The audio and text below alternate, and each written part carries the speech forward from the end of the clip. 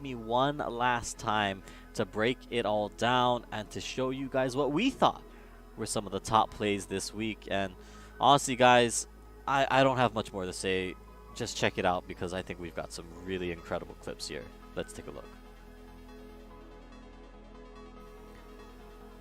In our opening clip, it's Professor Dementium with a straight boot off the stage to kick things off for Bloomfield.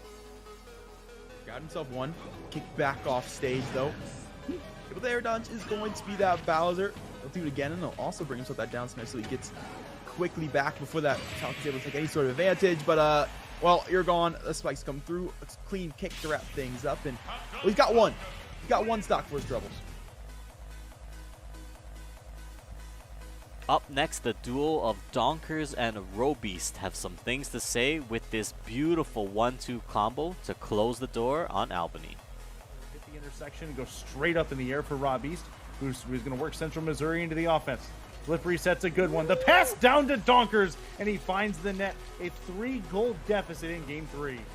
I gotta say, Curtis, it seems like after these two teams came out of Game 2, right? Again. In our next play, who needs to be able to see your enemy when you can just take a educated guess? Great, 1-for-1 over towards Catwalk. There's still more where that came from. Myranium is next up, and he will take a couple too many fights. Solsta as well is going to be able to take a couple of fights, winning them both. It's a 1v3, and Novacorium won't be able to do anything. Johnson, Wales. At number 5, it's Saltonics with this huge flank onto Cole College to secure Temple of Anubis for his team. Right now, it's got to be just destroying it straight up. Maybe with the Coalescence, maybe the Supercharger, but that Retire could just immediately rip through. Here's that Riptire. It does move Joker, but it could have been a catastrophic play. Now Nightbolt is pulled all the way off the point, and that's an easy one. Tonic's coming in with the triple off of that crucial Rocket Barrage, and that is all of them off the point. Now it's time to Joker just to get the touch onto the point. Tracer. Coming back to the Bloomfield versus Keen matchup, it was a clutch finish from Zenipu as he finishes off Brandon without dropping a single stock. No, one more lease on life. Lease on life indeed for Brandon. Looking to hold the ledge, but a recovery from Zenipu. He says second time's the charm. He'll send him to the moon, and once again, Zenipu will not drop a stock. Last packing our way into the number 2 spot though, it's a 4K from Butter to cement the lead for Providence College. Back roads around the high ground to try and avoid that as much as possible.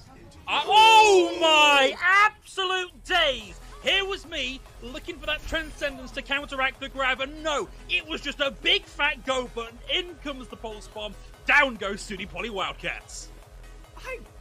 Phil, I can't remember the last time I've seen...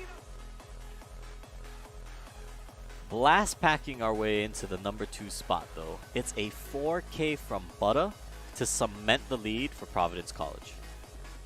Not much more. That tap can go a long way in the latter half, right? Now Retna bringing out that stimmy, trying to get the opportunity to move the team in forward. Okay, there's that showstopper I was thinking about. It looks like D-Nuns is going to have that show stopped. Sal, not particularly far behind, a 4v2. But really starting to wake up here on the race.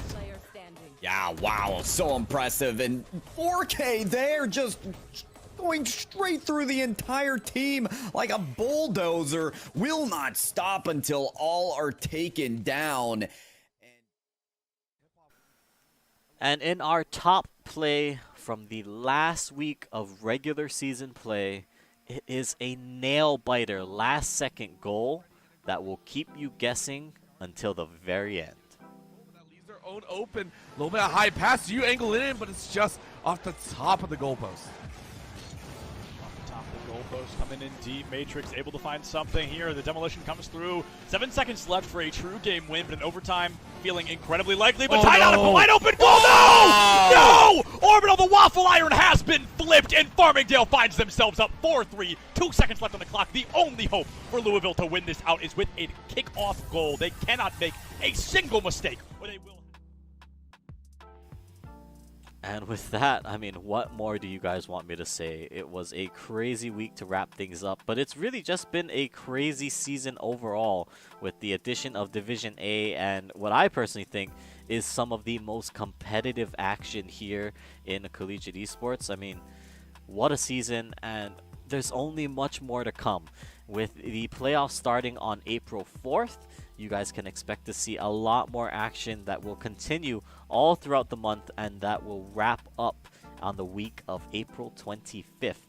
Now, if you guys want to stay up to date on all of that, make sure you follow us on Twitter at ECAC_esports, or follow us on Twitch at twitch.tv/ECAC_esports.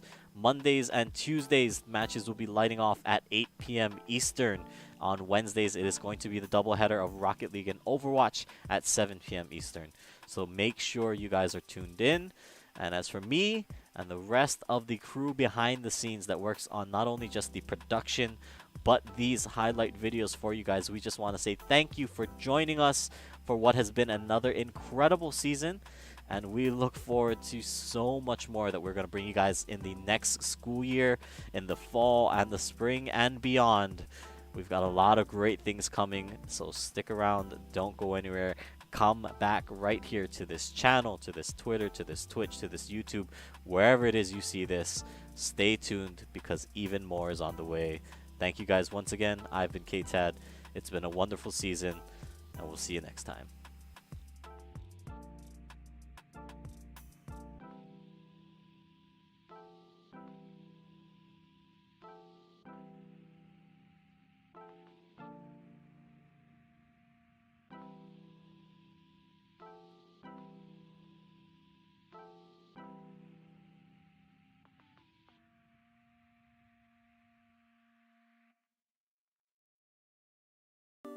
That's so cute. UCF, and it's really cute. I'm gonna move down here. How do we feel? The odds for UCF? What are we thinking? They got it. No, we got this. We got it. We got it. Go Knights. Charge on. 100%. My friend Nick is behind you. He's gonna record it. Don't look at him. You'll ruin the shot. Don't look at him. Don't look at him. Come on. Let's go! Let's go!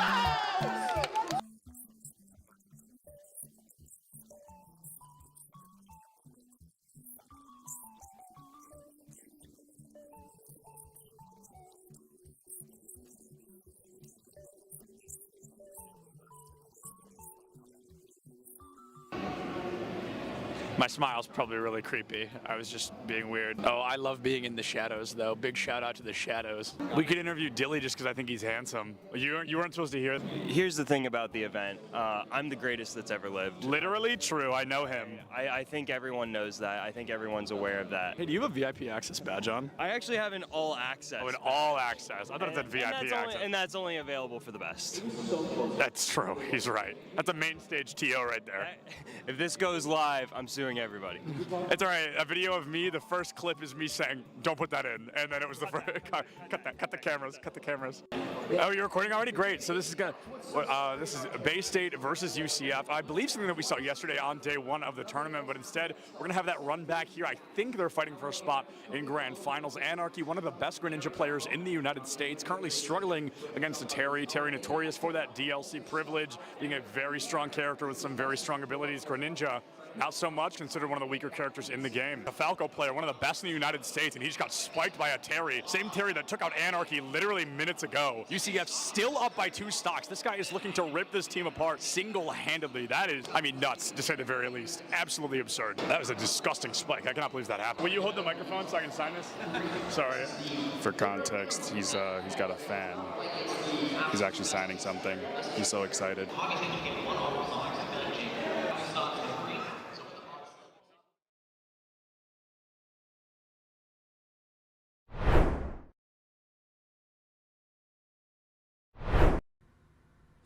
Good evening, ladies and gentlemen. Hope you're all enjoying your Friday nights. Welcome to Esports U's production of Mountain West Rocket League. I'm Mr. Bepic, joined in the booth by the wonderful Nerdy Bird. How you doing tonight? Doing great. I'm a little chilly where I'm at in Idaho, but I'm not excited for some amazing Rocket League. Well, hopefully you warm up once the action gets started. New Mexico versus Utah State, our matchup here. And we got the standings this week. New Mexico 2-6, Utah State 1-7. They've lost 7 in a row, though. So I think we got a team looking to bounce back here in the second half of the Mountain West season. Definitely. I mean, when you start low, it's only up from there, of course. So, I mean, any chance of improvement starts now, and it's every single game is just a learning experience, not truly a loss or a failure unless you didn't learn anything. Exactly, and that's what the second half here is for. You didn't get that good start, well, you would just gain more experience as a team. And in Collegiate Rocket League, Collegiate Esports, Collegiate anything, that's what it's all about, is getting experience as a competitor and figuring out what makes you work as a competitor and how you can help your teammates with those advantages. So we'll see what happens here tonight. We're getting started in just a second, but both these sides could definitely use a win. Most definitely. But, I mean, at the end of the day, I just want to see, like, good, clean Rocket League, good rotation, and make sure we're not going to wait. Well, away we go. New Mexico in blue and Utah State in orange, and that is a fast start. Zainul with the opener 7 seconds in. Absolutely incredible. They're going to have to definitely respond a little bit faster. Kickoff seemed like it was a little bit too free in that case. Not quite set, and Utah State couldn't quite defend. I was given some interesting facts earlier on, and I'll share them bit by bit, but just from New Mexico, I should add. Zane's a KBM player, so a lot of respect. There aren't too many solid KBM players out there, and as a player that plays Rocket League on the keyboard and mouse, I'll be keeping my eye out as a potential game changer for Zane. Definitely props to playing KBM in Rocket League. I feel like that is a struggle in itself and also a flex. Ball's going to be popped up here at the midfield and immediately pinched back into the defensive third of USU territory. Mockery off the ceiling will be stopped by Fossil. Mexico's doing a great job of closing the possession game down. So they can capitalize on this mistouch. Yep, Utah State, an opportunity to get out of their own half, but a slight error going to invite New Mexico forward. And Utah State's going to have to sort out how to find clears, where those lanes are, because if they keep allowing opportunities like that, they're going to start paying for it. The midfield control is definitely heavily favoring New Mexico right now. So far, I do not think we've seen that ball cross midfield stripe for more than a couple of seconds, but of course I caster curse it, and it goes into the back third of New Mexico territory. Well, that's a positive caster curse right there, using your powers for good, but immediately back into the orange, and as soon as Utah State started to get something going, and that shot will be narrowly saved by Mockery. At the very least, the back line for Utah State is holding strong. Once again, we have Ely preventing that ball from crossing midfield stripe. They're going to try and cut and crowd around 2. It is finally going to find its way. Dunked down at the mid, popped up off the backboard. Do we have the follow-up touch? We do, but it gets spiked high in an awkward pinch. Great play. That's the kind of counterattack that can lead to game wins, even if you are defending for large chunks of them. So Utah State, if they keep piecing together plays like that, then they should be right back in the first game of this best of 5, though. But back to playing defense, which is a spot hopefully they're comfortable in, because it's a spot they've been in quite frequently in this first game, and they do well enough to get the ball out and at least get a moment of respite. Well, we're almost crossing into that second half here of game number 1 with only 1 goal on the board. That shows their defense has been strong thus far. They do get an almost goal-scoring opportunity, but immediately it's going to be thwarted by Eakley, who's got an unfortunate open goal, like I requested earlier, not to happen. Well, yeah, that one hurts. You get so excited about moving into offense and inches away from winning that challenge in the sidewall as well, but you don't come up with a challenge and your teammates think you're about to, then open nets tend to happen. Equally, a freshman on this New Mexico team making a difference here in the first half of game number 1, so kudos to them. It's only up from here your freshman year. Most definitely. Pop ball for Mockery to put on target. The rebound off the crossbar. The rebound to the rebound off the crossbar, and the ball stays out. Oh no, Utah State's so close again. Gotta love and hate those soccer rules and the ever so steadfast 4th man of that crossbar. Ball is back in the defensive third of USU territory. They're looking for an opportunity to clear. They're gonna pop it up, send it to the midfield. Unfortunate whiff on possession means ball goes right back to the stripe. And I do believe Zane's trying to pinch it down, but can't find the angle. That was borderline flat, though. I think they might have hit that if the defender wasn't right there. That was an incredible play by Zane, an even better one by the Utah State defense. So they've got one side of the field figured out. Just have to figure out how to translate clears and saves into goals, because they've been right there on the blue box a couple of times, just haven't found the shot that'll turn game one on its head. So as they figure that out, I think New Mexico is going to have a much more difficult time disposing of them, because it feels like this should be probably 2-2 right now at this point. Instead, Eakley going to keep it 3-0. Now we are at roughly, exactly 80 seconds left. Trying to make up a 3-goal deficit, not impossible, but the side of USU definitely needs to spread out a little bit more to create more breakaway opportunities. They're getting forced and corralled in front of their own goal rather than spreading out and creating pressure. They need to start forcing the side of New Mexico to respond to the actions that they're taking. See if they can make adjustments here at the end of game one to take into the second game, but that's a good point. They have to be more proactive when it comes to escaping their zone. It just hasn't quite been there, especially not at the beginning. They've done a better job at finding more effective clears, but 3-0 tells a tale. And the final minute, it's all about momentum. Maybe they stage a late game comeback. They have had quality looks, but so often, especially that player right there, has been in the face of Utah State, and Eakley again with a third goal, making it 4-0. We did have Fossil also over here just perfectly cherry-picking, also stealing those boost resources, making it very difficult for the defense to rotate to that back post position after they realize the shot's been taken. Again, final minute, Utah State just maybe looking for game number 2 right now, trying to get that way with a bit more in their pockets. Nice passing play, but again, the shot a little bit lacking, didn't come to fruition, and they're going to have to try again. There's ball on target. Zane will stop it. It's taken out, but still clear for New Mexico, and this is close to turning into a 5th goal. There it is. Eakley with the dunk and the double touch. Absolutely gorgeous. You're right. That's goal number 5. 22 seconds left on the clock. Do think Utah State just has to play this as a GG go next, try to get a morality goal here and go into game number 2 swinging. The benefit about best of 5s is that a slow start isn't too big a deal. You can quickly erase the 5-goal deficit. I mean, not deficit, but the 5-goal loss from your mind and move forward into game 2. It's about wiping the slate clean and getting some momentum back on your side. But oh my, is New Mexico feeling themselves right now? They have, let me add it up real quick, 12 shots on target, and that was almost a 13th right there. Utah State's got to figure out a way to limit those chances. Being a little bit more aggressive, or perhaps taking Eakley out of the play for a little bit might be the way to go if you're Utah State right now. The tempo control just was not in their favor, and we can definitely see that here by Eakley being the MVP of the game. 726. Holy cow. That's a standout performance right there. And I know I said Zane would be my player to watch because of my keyboard and mouse bias, but equally definitely stepped up in that first game to make a huge difference. And, well, USU's got to sort out both defense and the Eakley problem, and then as well as just putting better shots on target, which simple fix is just you got to put your shooting boots on. Most definitely. They had a very strong defense, evident by the first half of that match, how long the ball stayed in their half, and they prevented so many goals. But you can only keep up that strong defense for so long before things start to break down. They need to start having more midfield presence, looking for breakaway opportunities, and putting pressure on those midfielders so the ball isn't stopped at the stripe so frequently.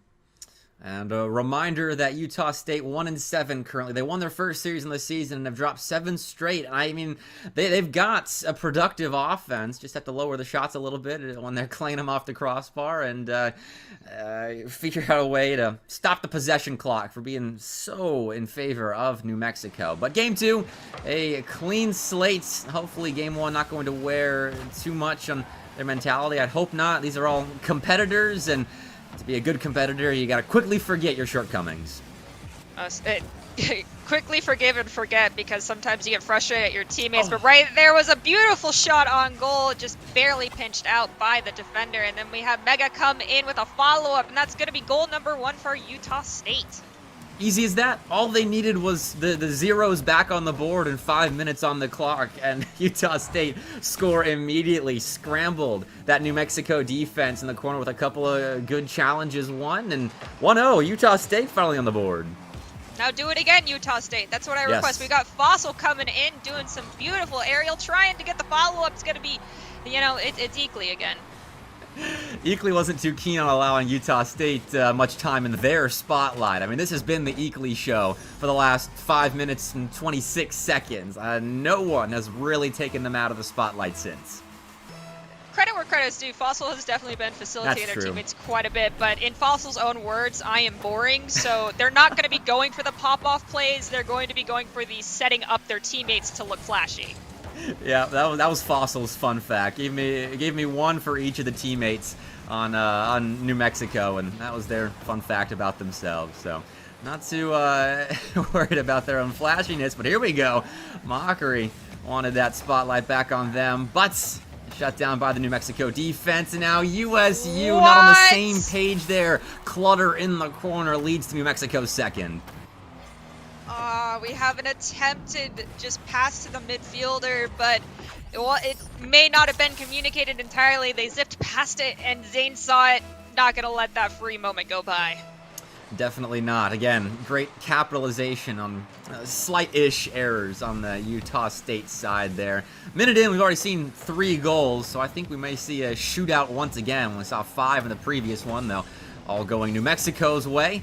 This game 2 of a similar vein, hopefully a bit more spread out this time around, but in comes Eakley, and seems like everything they touch turns to gold. That one, not so much. Turned into a save for Utah State, but they need a clear, and that is the wrong direction. Oh, yeah. Not clearing to the sides is never a good idea. Why would you pop it up in front of your own net? There's no defenders left. Okay, Mockery's going to come forward and get possession. Never mind, Eakley's going to play pinball with Mockery. Eakley didn't even want Fossil to take a moment in the spotlight there. A little aggressive, may have cost New Mexico a goal, but that's all right. Their offense has enough opportunities on net where I think they'll be able to make up for it. Though 2 fly past it, there's still no challenge in the corner. Utah State, not sure if it's a boost problem or a communication problem, but they were slow to that ball. Though it works out, they get a clear and work their way into the blue box. Fossil cutting into that passing lane did bring the ball to the midfield, but it takes an awkward ricochet off the ceiling, not once, but twice, and Eakley centering it up for a teammate, thwarted by Mega, sending it to the midfield straight. Love that bump there. I think it was Mega that was hunting on the midfield line for New Mexico representatives. There's Mega again, looking to take Eakley out. That's what you and I were saying in between games 1 and 2. Find a way to take out Eakley, and Demo's one way of doing it. There we go. Mega, 2nd goal now for Utah State. We're at, as Septilence would say, the it's complicated 0-0 scoreline now, with exactly half of game number 2 left. I may have to steal that. I've never heard that one before, but this is very complicated. I have no idea which team has the advantage right now because Utah State is keeping things close despite some errors on their back end and really good-looking New Mexico offense. Truly, at this level of gameplay, when this is your game of choice, it becomes a game of mistakes and who can capitalize on the mistakes of the other team the best. And right now, it just so happens to be that New Mexico is, and they're also creating the mistakes for the side of Utah State. They're forcing Utah State to do them as opposed to Utah setting the pace of this game and the play style. And Utah's struggling to respond, but right now, they're starting to fix those errors, tying things up. They got time to fix this now. Mid-series adjustments of the utmost importance in Rocket League, and Anders had to readjust course to get back to the shot on target. Good coverage of the far post, but New Mexico continuing to churn. Zane, top right shot. It's saved by Mockery somehow. Got back in the nick of time to keep us level.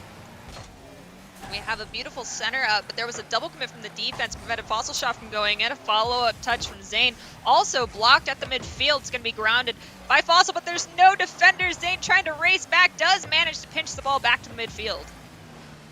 And infield pass broken up by Mockery. Got Eakley, not the ball, but that works just as well. Allows Mega a chance to transition. They will be slowed in the corner, and Eakley will eventually clear the zone. A backflip there, not sure if it's intentional, but turns into a shot.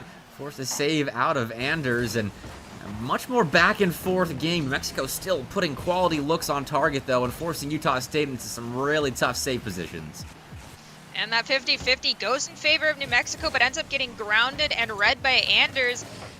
does have a teammate come to help out, but it looks like it's going to be Fossil who ends up with possession. Can they dunk it down? They will not. It gets cleared to the midfield stripe and dropped down by Eagly. Follow-up from Zane. That touch gets away from Mockery, but there's no one from New Mexico in the area to gain possession back. Fossil try again from their corner, but stopped by Mega and Anders, combining their efforts at the midfield line, making things difficult for New Mexico to get out of their defensive end, but Fossil will get around one. The second, though, 1v1 Anders versus Eagly, and Eagly will win that exchange, putting the ball out of harm's way into their own corner, and Fossil will put it into the orange end. Ball just sitting there waiting for someone to take a shot. Zane does. It's high. The rebound no good. Mockery's there. Overtime now on the horizon, but the ball stays up on 0 seconds until it descends to the ground. OT. We are now in that ever so anxiety-inducing golden goal situation. Whichever team finds the back of the net first walks away with a Game 2 victory. Is it going to be the University of New Mexico to put themselves at match point? And it is, with Fossil finding that golden goal. Just like how we started in this game, too. The defense of Utah State not quite set off of a kickoff, and New Mexico was all over it. That is a bit of a heartbreaker for you Utah State fans out there, being that close, regaining that much after the 5-0 stomping in Game 1, just to have it taken away in overtime. And credit to them, they scored 2 goals on 3 shots, keeping it close without a whole lot of tangible offensive productivity. You can definitely tell they shut down Eagly quite a bit this game. They realized how much he was facilitating in game number 1 and tried to take those opportunities away, which they did. It's just unfortunate that in overtime, ball ended up on their defensive third, and they were scored on first. It's just how golden goal works. That's the unfortunate part about overtime sometimes, and why your kickoff presence on the field is still a very important part of the game. A lot of people like to write kickoffs off as luck, but if you practice that, you know where to be in certain situations, then you can limit your exposure to that quote-unquote luck that people claim kickoffs are. And I mean, New Mexico got 2 kickoff goals in that game. It made the difference, and that's why they're up 2-0 in the series now. Well, there's still time for a reverse sweep. It is a best of 5. They may be at series point right now, but, you know, Utah State, they can bring it back in their favor. Perhaps they'll take your words of advice here and try to go for better setups on kickoffs, because that really can set the playstyle very quickly. Definitely. I mean, it starts with that face-off and then in the center circle, putting it into a better spot, knowing where your teammates are, and reading the opponent coming at you to try and angle it off their car to get it to a teammate. But right here, New Mexico going to win another kickoff, though it falls into Mockery's hands, so Utah State going to gain some ground back. A chain of decent challenges taken, but Anders may have been caught out here now. Gets back in time, and the demo will help Mockery get back in time as well. We'll stay 0-0 for now, but New Mexico's looming. Well, it's going to be 50-50, pinched at the midfield, almost at the goal, but just a little wide. If you're rooting for University of New Mexico, I think the game's geometry paid off a little bit there. A little bit. That was inches away from a disastrous pinch, but they regain and they move back into their offensive end, though Mega going to put an end to that and move forward past a couple, putting it over the blue nets. We'll move corner to corner here, and Zane will demo Anders to make sure that offensive dies out. Utah State being taken out a couple of times here, and New Mexico fine clears off of those demos, and eventually that shot from Eagly. I don't know what kind of protractor they just pulled out, but it's a good one. Eagly, I really hope that you are a math or physics or dual major in both to pull off some of these goals, because I swear that is the amount of brain power you need to get these right on target. I wish I could do that, honestly. That was a pretty goal out of Eagly, and New Mexico gaining their lead back. They have been in the lead a good chunk of this series thus far, and Utah State once again in a position where they have to respond here. I feel like you got to respond quickly, because with how lethal the New Mexico offense has been throughout this best of 5, you go down by 2, you're going to have a tough time coming back. No arguments here. I mean, we sat at a 2-2 scoreline for over half of the second game, so that just demonstrates how equal the powerhouses are on both teams, but the 2-goal mark is what you're shooting for here, especially early on. Well, 3 orange cars there, kind of jumbled up, but Anders had freedom to do what they wanted with that ball, put it off the back wall, and the defense of New Mexico able to get out, get the ball to Eakley, who even on 0 boost, still doing work. Almost found a bump on Anders as well. So productive, even in situations where they're not expected to be super productive. Though, the escape for Utah State almost yielding a goal, but the clear is made. A fake from Mockery. It's one pass, but into the orange box we go. And that is about as threatening a chance as you can get. I think, unfortunately, our defender here wasn't ready for the slowdown from our follow-up touch from Eakley. They weren't. They went for the challenge on Zane, thinking Zane was going to take the rebound shot, and they got pushed into the air. There's no one left to block that ball. The speed of New Mexico, sometimes too much for this Utah State back line, especially when there's only one player there to defend against 2 New Mexico representatives. So, that's the 2-goal deficit that I was worried for Utah State about. And now they have a pretty big hill to climb. Down 2-0 in the series, down 2-0 in the game. About 2.5 minutes left to make the comeback happen or fall to 1-8. Tough spot. Oh, and unfortunately, New Mexico did not get slowed down by that demolition at midfield stripe from University of Utah. That is a scary situation. Oof. That is a very scary situation. It ends about as badly as it could for Utah State. 2 up. Zane elicits that much respect for their game, and that's an easy finish for Fossil, just to put it on target. And the open net taken. We're back to game 1 territory, where New Mexico has done a lot more with their time spent behind the ball, and Utah State's offense not having an easy job of getting going. USU cannot be counted out yet. We've seen them score 2 goals. They have just over 2 minutes to find them. That is plenty of time. They're crossing midfield stripe. They have possession. They just need to do clean give and goes. Shot on goal. Follow-up touch. Hits the gosh darn goal post and ricochets to the side. They got to reset the play and not let the ball cross midfield stripe with Fossil. Oh, now it's reminding me even more of game 1 with the ball going off the post, because that was what plagued them there. Still, like you said, plenty of time, and they've got possession, though Eakley threatening. Anders will take advantage of that incidental side flip out of Eakley and push the ball right back into the New Mexico end. Zane with minimal boost going to clear the zone, only as far as Mega. He'll put it right back over that center line and add some pressure to boot. Center for Mockery, nothing found. Anders moves forward, but it's a clear for New Mexico. Fossil's going to elevate, play it off the back wall, center it up for Eakley. He can't find the momentum forward for the ball to go into the back of the net. Reset from Zane, goes for the double touch, but disrupted by that defense. Fossil cuts in and says, well, they're both out of the way. Might as well take care of it now, and that puts University of New Mexico in the lead by 4. I'm not sure what else to say at this point. New Mexico's offense is just indomitable. They all 3 players require such perfection from the defense that they're playing against. And Utah State's been good, but they've not been perfect. And there's another instance of New Mexico just outwitting Utah State in the orange end. Great interception to capitalize on the open net. It happens. It could just be that the mental stability is not there right now for Utah State. At this point, all of them kind of have that solo queuer mentality taking over, and they're just trying to do everything possible.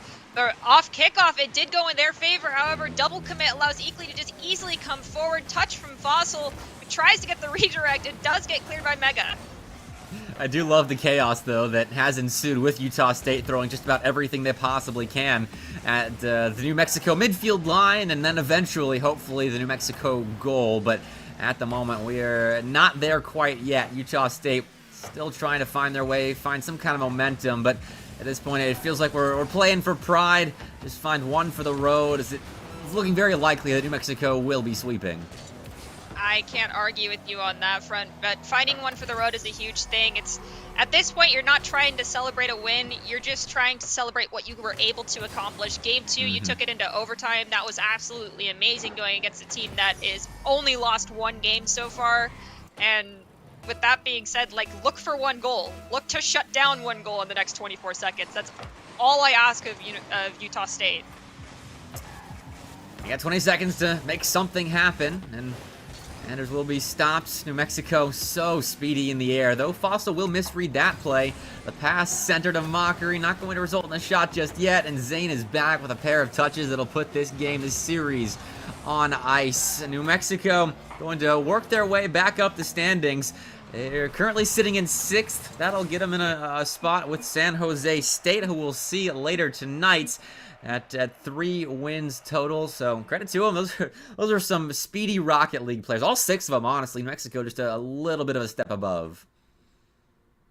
At that point, I really just hope that Utah State has a lot of learning opportunities from this game, and the next time we get to see them, they are moving at a faster pace and are actually setting the playstyle for the game rather than having to respond to it. Definitely a lot to be gleaned from that series. They still got several series left here in Mountain West Rocket League to learn more, put some wins on in their win column, and figure it out maybe for next season. But that'll be it for our first series. We got an interview coming up with, I figure, one of the New Mexico players. I'm sure they would love to hop in the booth and discuss their handy win right there. But quick break in between now and then. Don't go anywhere. We'll be right back.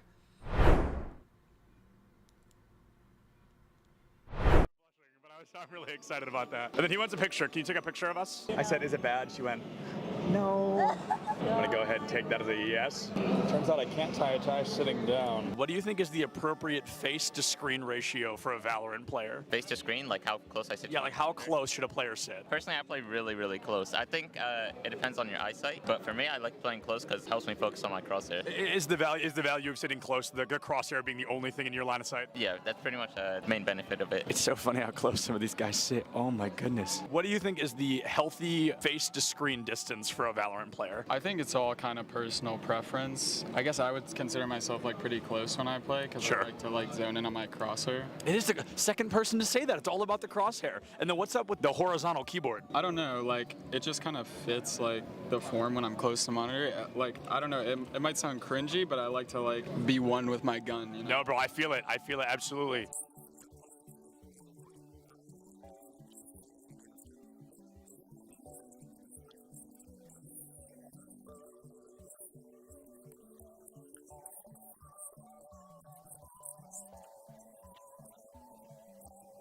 What is going on, everybody? I am here with some UCF fans. How are we feeling about UCF? Let's go! Let's go! We've got a bunch of UCF fans in the crowd right now. UCF, they are up by a single game. They're looking to find their third and possibly final, secure a spot moving forward. Things looking great for them against Northwood here today. This guy's playing Minecraft right now. He keeps double building instead of placing the dirt. Pressure's on, man. Everybody's watching. Just kidding. Just me. Cameraman's not over here. Just kidding. He's behind you. There's actually always cameras on you if I'm around. Do you double build all of those? No excuses, bro. Your college esports Minecraft team absolutely rolled. L after L here. Let's hope UCF has a little better luck on stage, huh? What is going on, everybody? I am Septilins. I have the honor of welcoming you to the Collegiate Esport Commissioners Cup here in Atlanta, Georgia. All right, that was good. That was good. Good content, good content.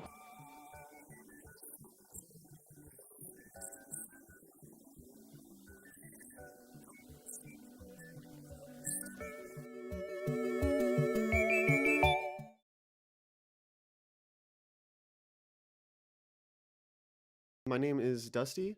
I'm 24 years old, and this is my first year at Bay State College and first year towards my bachelor's there. But I've been going to college for a few years now, or several years now. Cool. What are you studying? Right now, I am studying human resource management in Nice. business. Yeah. Do you like Bay State so far? Yes. Yeah. It's been pretty good so far. It's only been one quarter, but I like it so far. So Where are you from? I'm from SoCal. I'm doing it remotely from Southern California. So what games do you play? What's your main game? My main game is Smash Brothers, and that's what I compete in. So Super Smash Brothers Ultimate. Okay. What character do you like? Wii Fit Trainer is my main character. So how has it been being part of a collegiate team at Bay State? Have you been on a collegiate team before? I've been on teams before. I don't know if I've been on a collegiate team before. I think this is my first collegiate team, but it is really nice, and the teammates are really supportive, and I've met some cool people, so that's nice. But I definitely do have experience like with teams, so it's nothing like super new, but it's always good to be in a team, have that support. A fresh team. Yeah, that's cool. So how long have you been playing Smash?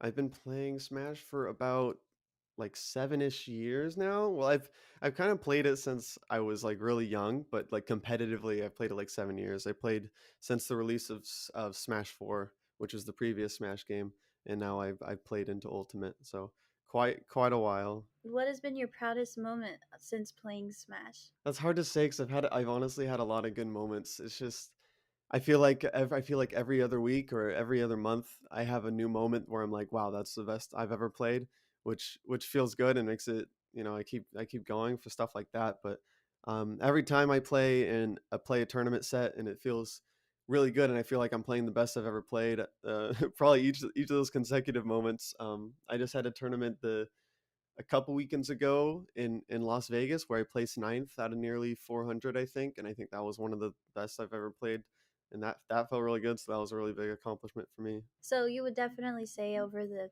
past 7 years, you said that you've grown a lot in the game? Yeah, I think I've grown a lot in the game, and I think I've also grown a lot just as a person too. Just like competition in general, there's a lot of learning, and there's a lot of a lot of ways to approach it. I've learned how to teach other people as well because I do coaching as well, stuff like that. Um, so I've learned a lot through Smash. Yeah. How long have you been doing the coaching part? Coaching, I've been doing maybe a year and a half ish, maybe almost 2 years. I'm actually not sure on the number. I think a year-ish, year and a half is probably closer to the right one. But yeah, that's been a lot of fun too. It's really interesting because it gives you a different perspective on the game, and not only are you helping other people, but you kind of help yourself in a way too because you can kind of see things from a different perspective, So. How would you describe yourself? Do you like competing more or playing for fun or? I'm definitely more of a competitor. Ever since I was young, like I remember playing like board games um with like friends or something. I think I was waiting for them to play, and I think some of them were playing like just like house rules or whatever, and I was like really, really young, and it like made me upset. I'm like, you guys aren't playing it the right way or whatever.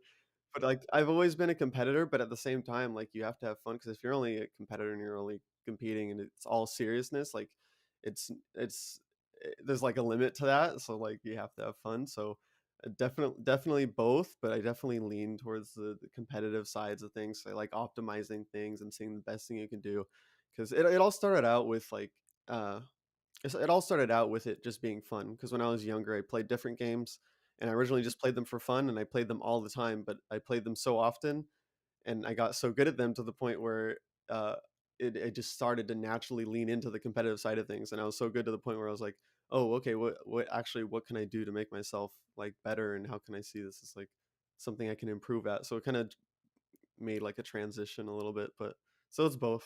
If you were to give someone advice who may be looking into joining an esports team but they're kind of on the fence, what would you tell them? My advice would be to really like think over what they're looking for.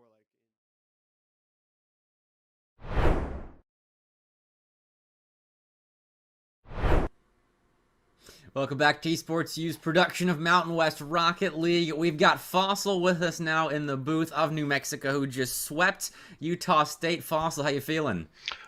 Pretty good, all things considered. That was a good showing. We've had some rough showing on stream before, so it's good to get out there and show what we're actually capable of. All right, so game number 2, tied up 2-2 and had to go into overtime. Did you anticipate it was going to be you actually getting the clutch golden goal there? I believe in the first 7 seconds of overtime. I'm pretty confident with all of my team's striking ability, and we all are really good passers as well. We kind of strive to find each other and make sure that our entire rotation just kind of works, just in general. So, when it comes to any of us, I have the all confidence that any of us can put it away. It did fall to me, but I'm pretty sure if you look back, Eakley was actually right behind me to the left, and he could have easily slotted it away as well. But yeah, I mean, any single one of us can be the guy at any point in any game, and it was just happened to be me that game. But All right. Well, considering how much confidence you have in your teammates, did you anticipate that game to go as heavily in favor of your team as it did? Well, I mean, even that game, like you said, it went to overtime. We were, the other two games, you can say what you want to say. We did score, I think, what was it, combined 13 goals, something like that. So maybe you can say what you want to say about our consistency in scoring and dominating the game. I do think we had a control of that game that the scoreline may not have reflected. But overall, the overall dominance, we did play them earlier this season already and have a similar scoreline. So we kind of went in thinking that we were going to be on, the more offensive side throughout. And that kind of set that game too was much of a wake up call because it did go to overtime. We could have easily lost that game, and all of a sudden they might have momentum, and the tides can turn on us. But overall, game one we went in with as much confidence as we do game to game. Game two we let it slide a little bit, but ended up working out for us in the end. And then game three we just wanted to make sure we could not let them have an ounce of hope that they might be able to pull off some sort of a reverse sweep. But all things considered, going in, we just want to show that we're capable of doing that kind of thing, and I think we did that. So most definitely. You definitely did. I want to talk real quick about Eakley, freshman on the roster, hit an absolutely the tightest of angles from I think it was a corner that they nailed a shot. I want to get your thoughts about them because obviously young player could really help build the New Mexico Rocket League program, someone to really play around. Is there a strategy to play around Eakley's shooting, or is it just all team efforts with Eakley popping off occasionally? So he has immense talent. I mean, you guys saw it on in the games, but even he can have better games, better days where he's scoring double taps left, right, and center, flip resets, anything you can name, in the Rocket League dictionary, he can do. And any three of us, like I was saying earlier, all three of us are capable of popping off on any given day. Eakley came into the team. He didn't immediately get into varsity, but he earned it over the last few months. And I mean, you guys saw why he's capable of carrying any given day, any given game, and taking over. So it's not surprising to us. Obviously, for your viewers' pleasure, he has just that striking capability, like few others do. And I think he's, like you said, he's a freshman. That's the type of player with one or two more incoming freshmen, whether or not me or Zane, get better alongside him, or we have an influx of new players, with this type of outreach. We're playing on stream right now. Might be some New Mexicans out there who are thinking, maybe I can go there and strengthen this team a little bit more and take us to the next level. But he's so good, and he's just starting. It's his first semester at college, and we're already achieving great, better things than we have in my time here at the university. So. Well, definitely a player to watch out for. I mean, we've got a lot of time to kill. So you said earlier you had a lightsaber you want to show off on stream. I'd love to see it. Do have a lightsaber. It is Hollow Weekend, so in and around places, Jedi and whatnot. I'd spend way too much money on this, but it is an awesome toy that is totally, basically just a lightsaber or a flashlight. But for all the nerds out there, it is 100% worth it if you want to buy something like this for yourself. I know there's people who really enjoy Harry Potter, and they have their custom wands and whatnot, but I'm a Star Wars nerd, so things like this are just fun to have around, just kind of little stress relief. But, speaking from experience, I know that is not a cheap piece. Yeah, I will not lie. I did spend quite a bit on it. It has all the features and whatnot that you can think of. But for people in Rocket League can spend hundreds and hundreds of dollars to to set up their car how they want to set it up with some of the various items in game. Alpha Boost is one of them. That's, I'm pretty sure, the last one that I saw sold for multiple thousands of dollars at this point. There are wheels for going, hundreds of dollars. So spending a little bit on yourself is never a bad idea. Spoiling yourself, is always fun. Oh, that's awesome. Rocket League player by day, Jedi by night. Thank you, Fossil, for joining us in the booth, and congrats on your win. Thank you so much. All right. Well, San Jose State versus Colorado State coming up after a bit longer break this time around. 11 Eastern. So when we get to the final series of the night. So we'll be back in just a little bit. Don't go anywhere.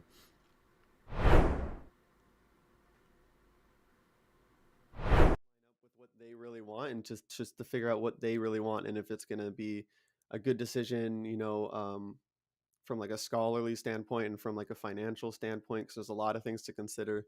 Like I thought it over a lot before I realized, okay, yes, this is a really good decision, I should go for this. So that's something that should be considered. And also like the time frame as well, because if you commit yourself to a collegiate team, it could potentially be a long time. um, so just consider it and think through like all your options, and don't ever make it like don't ever make a decision just off like an emotional reaction or anything like that. Just like, think it through, I guess. So for you personally, how many hours do you think you game a week? That's a good question. It's actually way less than it used to be, but before I would be putting in probably several hours a day into Smash. About a year ago, I was like really, really grinding it and put a lot of effort into it.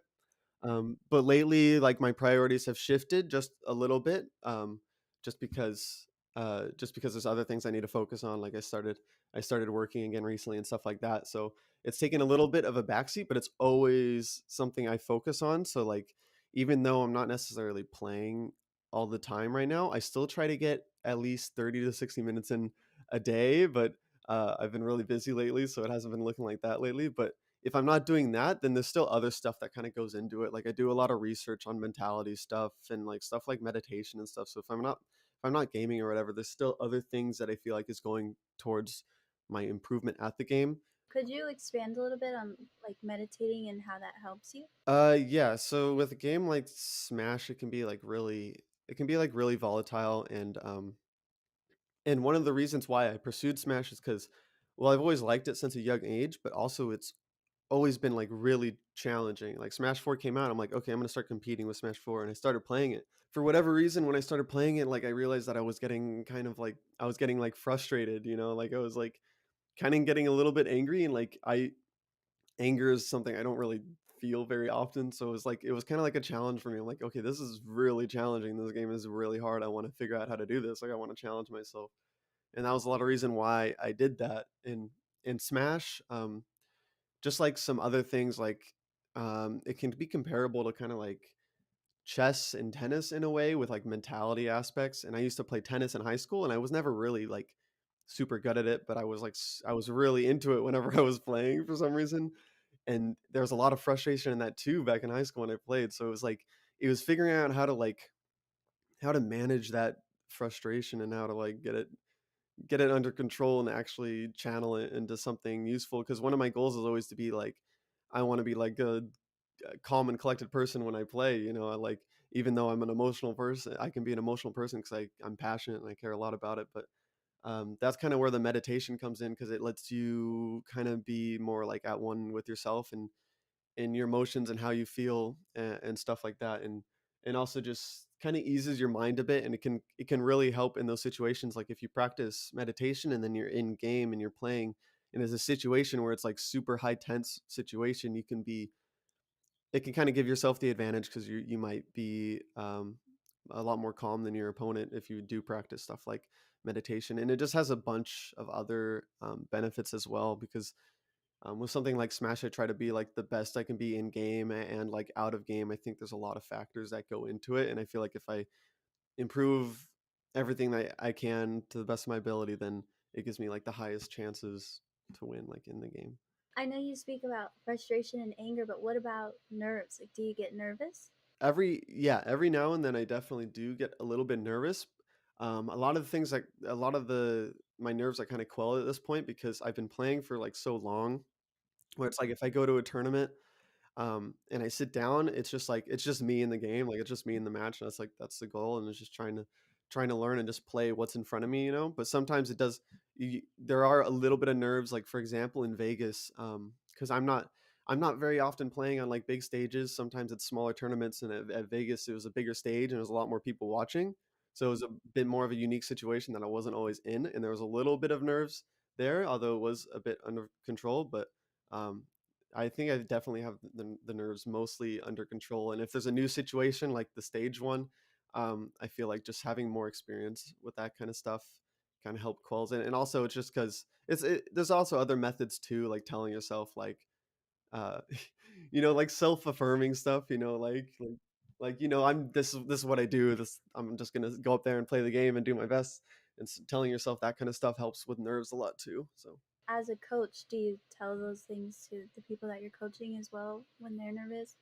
yeah, I try a lot to practice what I preach. And I do in my coaching, there's a lot of mentality coaching too, because uh I feel like on a lot of I feel like it's a really interesting part of the game and just a part of life too. And I feel like it's not something people focus on a lot with coaching. I feel like a lot of coaching, they're focusing on technical aspects, in-game aspects. Like what can you do in this situation that can be better. But sometimes like mentality comes first, and they're not going to be able to make those steps and make those leaps without like making a change in their mentality first, or at least trying to make an improvement somewhere there. And there's a lot of different like perspectives for it, but yeah. I really admire your mindset. That's really cool. A lot of the Thank gamers you. that I've talked to are like aggressive. It's Thank you. really cool to hear that. Switching gears a little bit, how do you feel about the CECC? What do you think about it? And do you think your team will go to Atlanta? So far I think it's been good, it's been fun, and I do think there's a very high chance we would go to Atlanta. With my mentality, like I was talking about before, sometimes I just go into it and I'm like, okay, I'm just gonna do my best and I'm gonna play, and that's really what comes down to it. But I am really confident in our team's ability. I think we have a really good set of guys that put a lot of work into it, so I'm very confident that we would likely go to Atlanta. But if it doesn't happen, it doesn't happen, then I just go from there. Well, those are all the questions I had. So, is there anything else that you want the world to know about you or anything that you would like to end with?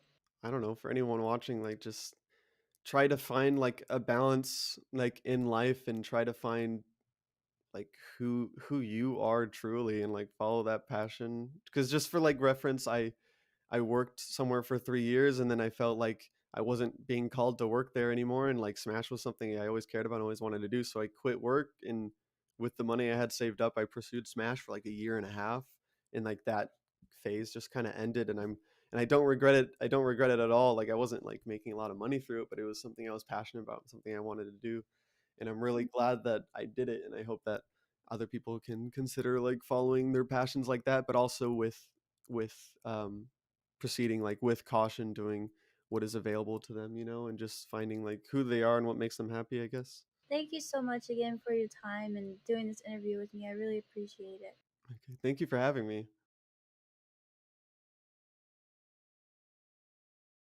Is that we don't have these preconceived notions, and we're willing to listen to our membership and read the room, read college athletics and how it's connected and how it's not, and take what we have expertise in championships, but also throw out some of the other stuff. I remember when we first started, there were some conferences were applying their amateurism rules to all of their esports competitors, and I think we knew enough to know that no, that's not going to work in an esports culture. It's got to be very different. And by the way, the NCAA was going in a different direction. You could see the train had already left the station on that, and so it's an incredibly dynamic area and ever changing, and will continue to change. And just as we didn't know when we started what it's going to be looking like, I think similarly we still don't know what it's going to be in another 5 years.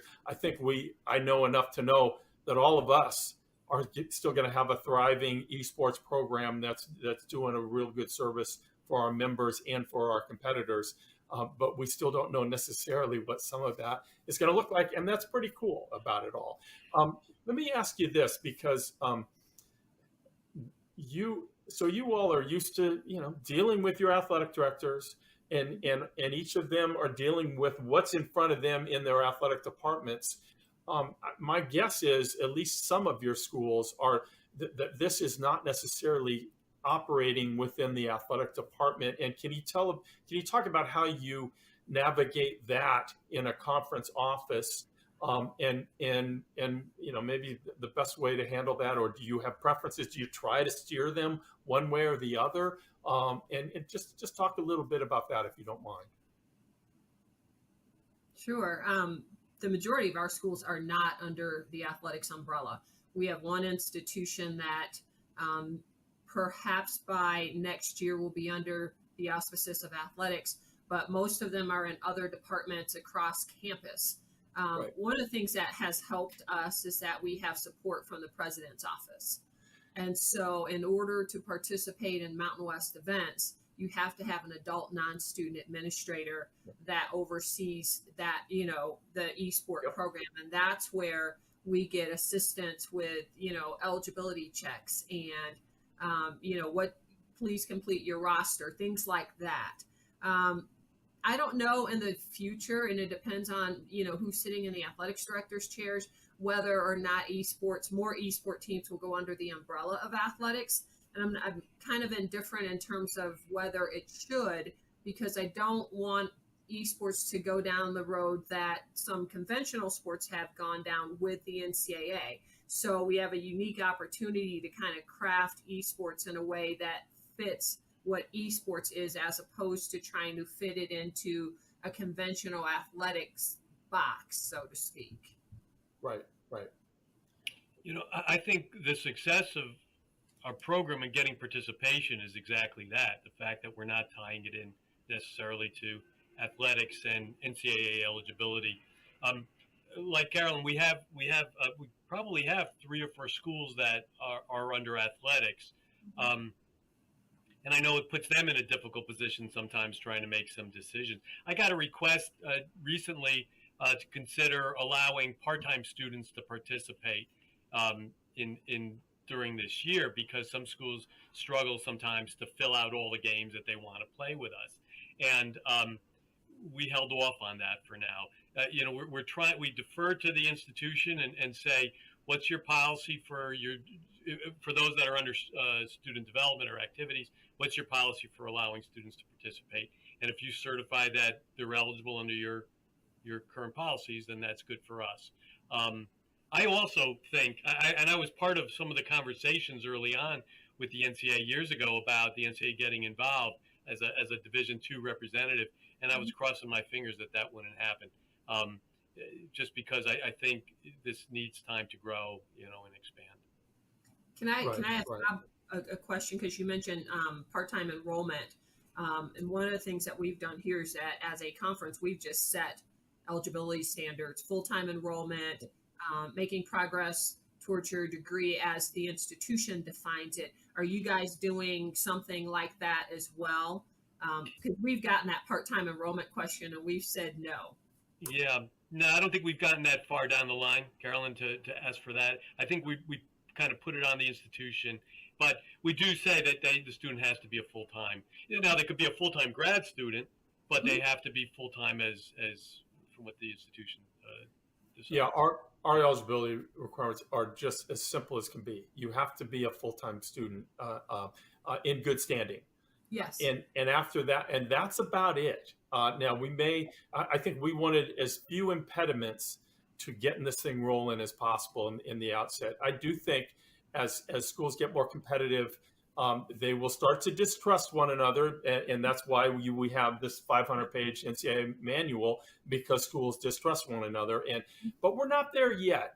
Right now there's still a collective, let's move this forward. And the fact that the NCAA is not administering it, I think, is really helpful to the growth of it all. And yes, we allow grad students. We don't even have a 4 or 5 year clock. If you are full-time enrolled for 10 years in good standing, you can do. And why not? Why would we not say that that's okay? Now, eventually, like I said, we may change our minds if the schools require it. They say, no, this is crazy. Look what they're doing over there. We don't like, but I think we're still a long way from that.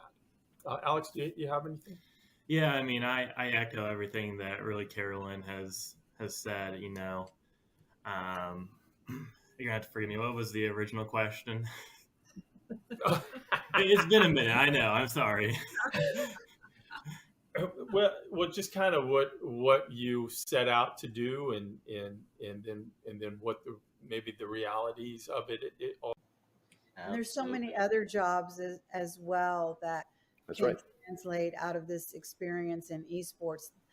The only path is not just as a player.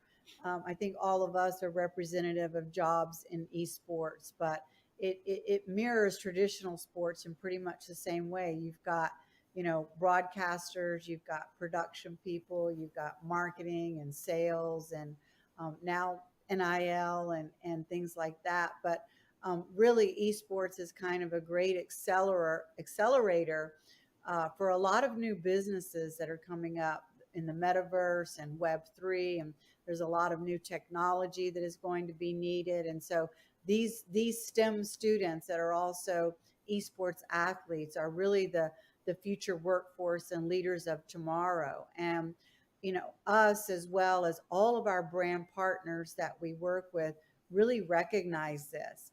And I think that's really, a key driver of why brands are in this space. They want to be part of building that future workforce and leadership and shaping it and supporting it. So, yeah, it's been a very interesting space to watch.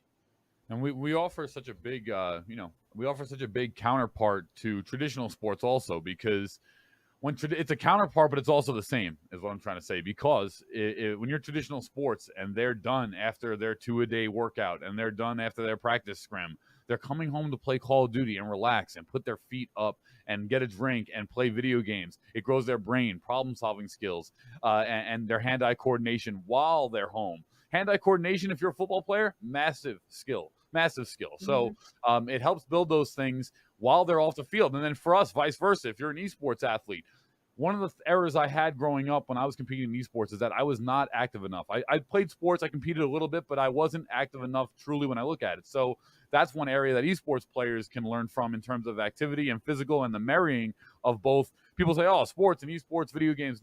Not really. We're just kind of the tech industry's competitive form of competition, as to where traditional sports are more physical, hands-on. So I believe in the marrying of these two sectors and that they actually live together while also being counterparts.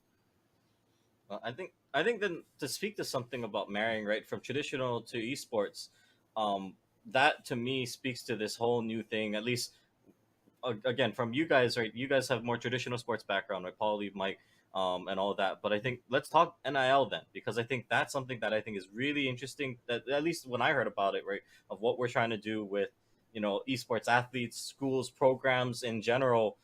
Because it wasn't something you would think normally, right? You could understand, right? Football player on the field, star quarterback. It makes sense, right? The guy is somebody that everybody knows on campus, whether you're on the team, off the team, or you're just going to the school. It makes sense. But I think, nowadays it's not as common, or people don't think that they could be somebody that their name is out there, right? Or that they're known, right? As we're growing this space, as we're putting this together, it almost feels really interesting that, your star entry in Valorant, or your star forward on Rocket League, right? Whatever the case might be, now they can have NIL deals. It's a thing out there, and I think, I don't know, maybe Mike, you want to start off, but yeah. I think thank you for teeing that up. So I was talking for too long. I forgot to bring NIL into the mix. So it's a common occurrence, occupational hazard. So I would say that so NIL for I'm sure most of you watching understand what it is, but NIL stands for name, image, and likeness. Name, image, and likeness, that term has been utilized to describe the transition of traditional student athletes, NCAA athletes, and their ability to monetize their name, image, and likeness. It went live July 1st, 2021, and it has continued over the course of the last nearly 14 months now. It's an interesting term because it's been co-opted to describe the NCAA.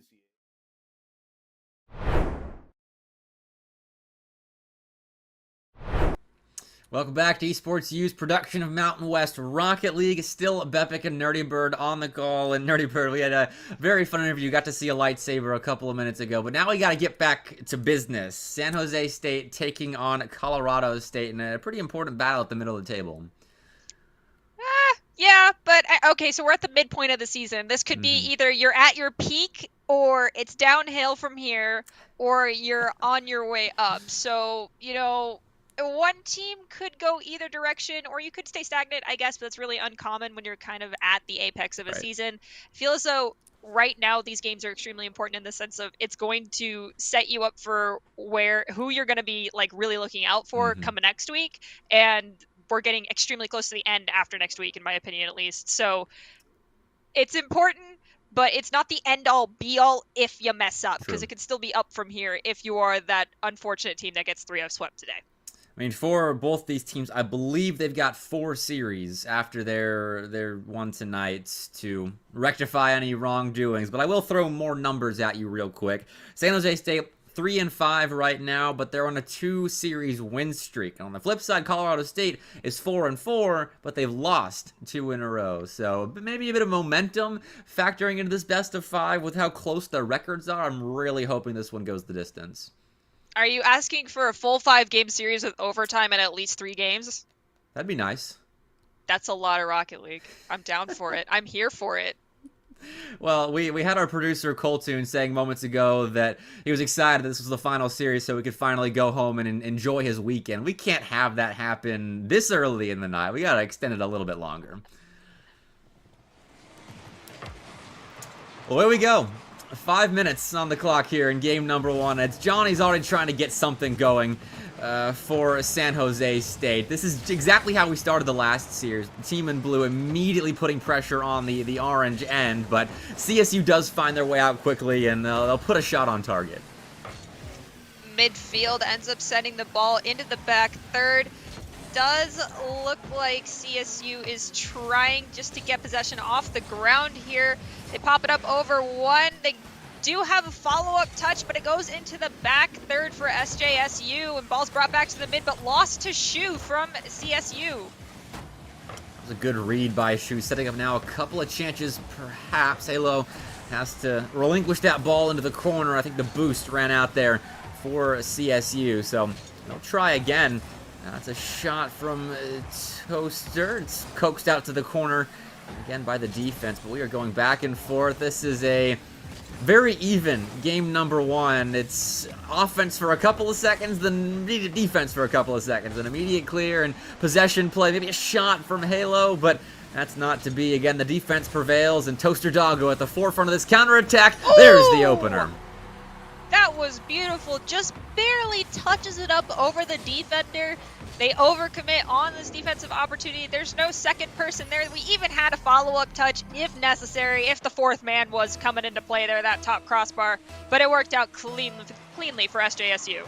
That was textbook on how you take a ball and turn it into a quick counterattack yourself. I mean, use your teammate as the threat, but Toaster Doggo, that was a majority solo play. So nicely done, almost paid for it there. Johnny had to make a big save off kickoff, but now we've settled back into our rhythm and can continue that back and forth dance that we were in moments ago.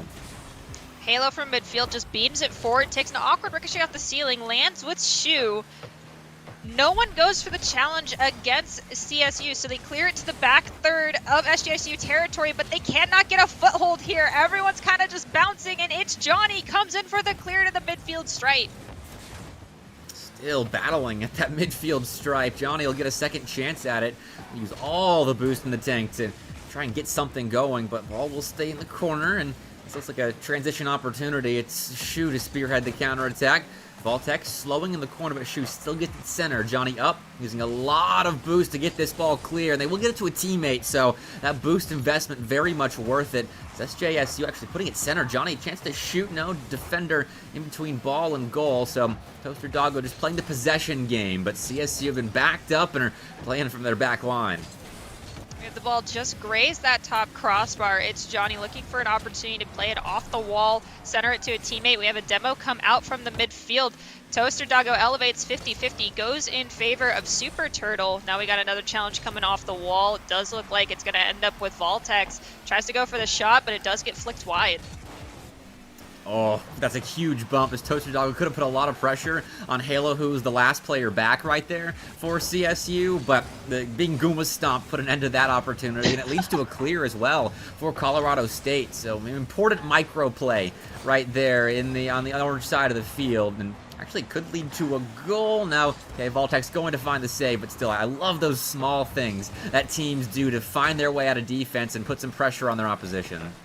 Speaking of finding its way out of defense, we have a gorgeous clear coming out from SJSU. Unfortunately, not capitalized on fast enough, so Shoot takes it to the mid, loses all their boost in mid-flight. 50-50, ball gets pinched to the side. Ball cleared to the side, but still in the defensive third here for CSU territory. They need to find a clear, but midfield control is heavily favoring SJSU. It is, but Super Turtle will break that, though. No second touch, and that'll force Halo to have to back off as well. And Shu on 9 boost actually allowed a lot more opportunity than I thought was going to develop from that play. I don't know how on earth CSU just tied us up, but they have. And with 1 minute 12 seconds on the clock, it's anybody's game. That just was basically threading the needle. Absolutely stellar job from CSU to tie us up here. Going in this next kickoff, I'm hoping to see a better what that wasn't a better kickoff than the last one in my opinion, but I digress. We've got Voltex taking it off the ceiling, looking to dunk it down, but can't. Stolen by Shu. Toaster Doggo again was a threat earlier when they scored the first goal of game number 1 here. The same amount of threatening that time around, but they've got teammates to help out. Toaster Doggo's up. Flip reset. It'll be Shu. They get the second touch on the ball as they come off the ceiling and use all the boost in the tank again. Couldn't do magic on a low tank this time around, but will nab that corner 100, though. Net was open. It's Johnny. Had to make contact there. Couldn't quite, so we'll stay level for now, but precarious position there for a second. CSU was in. Also awkward double commit from those defenders. Does not come back to bite them in the heels. Ball crossing midfield stripe by Shu. Gets stolen away. We have Halo come in to help out. Now trying to crowd in the corner is Super Turtle. All 3 teammates have gotten a touch on this. Ball is going to cross right above that crossbar and sent to the midfield stripe by Toaster Doggo. Voltex looking for it's Johnny, but Super Turtle intervenes. 5 seconds on the clock here. That's a big back check, but Super Turtle out to shoot. It's off. Double commit in defense. Shu will elect to keep it up, looking towards net, but that ball would have dropped anyway. Voltex still credited with a save. That ball hurtling towards the orange net. Is it in? Not quite. Crossbar saves the day. It's always a risky situation when you try to go coast to coast in overtime. Truly, my hesitancy in Rocket League would have grounded the ball, but it's the confidence of the players there as we see a demolition come out in defensive third for CSU. Elevation from It's Johnny, tries to get a second touch, can't find it, and Halo off the respawn beams it down in the defensive third for SJSU. Love that from Halo, allowing their teammates to move forward, though maybe too much so. Double commit there in the corner. Super Turtle will get out, and Halo will guard that midfield line, but on 0 boost, won't have too much of a follow-up. Double commit from SJSU, going to relinquish more territory to CSU. Really didn't have much business turning this into an offensive, but they do. So great awareness at the midfield to move up when the opportunity arose that leads to a shot, but it is saved away by Toaster Doggo. Appears as though there's a lot of hesitancy from SJSU. They're just bunched up in front of their own goal, not looking for big clears or any sort of breakaway opportunities. They're definitely being corralled as the ball is hitting midfield stripe. We have Voltex pitch it down, tries to go for the shot, but it is going to be saved. Now SJSU, the team that's looking to create offense out of tiny gaps at the center line, and they will do just that. It's Johnny for the win. Halo blocks it away. An incredible stop on the goal line, keeping this overtime going. No one too keen on allowing game 1 to end quickly. Almost 90 whole seconds into OT. Ball crossing midfield stripe. Voltex pops it up. Goes to play off the wall. Doesn't have any challenge. Dunks it down. And with that, SJSU gets the golden goal. 93 seconds into overtime, taking game number 1. That's Rocket League for you right there. The defense is playing so perfect, and then Super Turtle's just inches away from being in the optimal position to save that ball away. Isn't quite there. And so SJSU take game number 1 of a very, very back and forth series. I hope it stays like game 1 because that was so back and forth. So much fun. 7 shots to 7 shots, 5 saves to 4. The one difference is that that 5 save on the SJSU side of the 4 of CSU.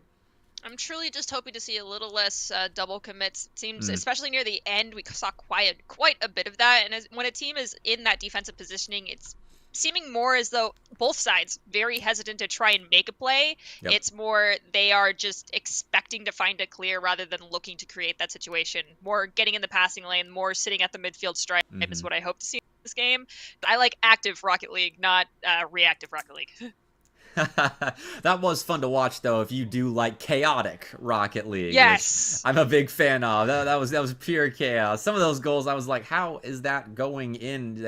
The players find a way to score and extend that game along. And already we've gotten one of the overtimes that you and I requested earlier.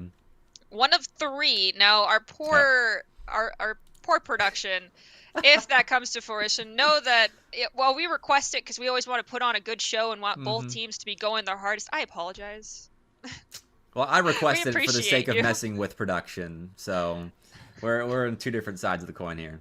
Our producer is an amazing human being, and sorry if we're going to take up a little bit more of your Friday night than you anticipated. Yes, we appreciate you. All right. We love production. We love getting into game 2, starting now. I'm excited to see which way this goes because it's wide open, this series, for the taking. The team just has to solidify their rotation, maybe make a couple plays of their own, but we'll see what happens, who ends up being that team to take the next step in their series evolution. So far, 20 seconds in, it's still the same. Yeah, we have an elevation, 50-50 from Johnny. He's going to pinch it down into the corner.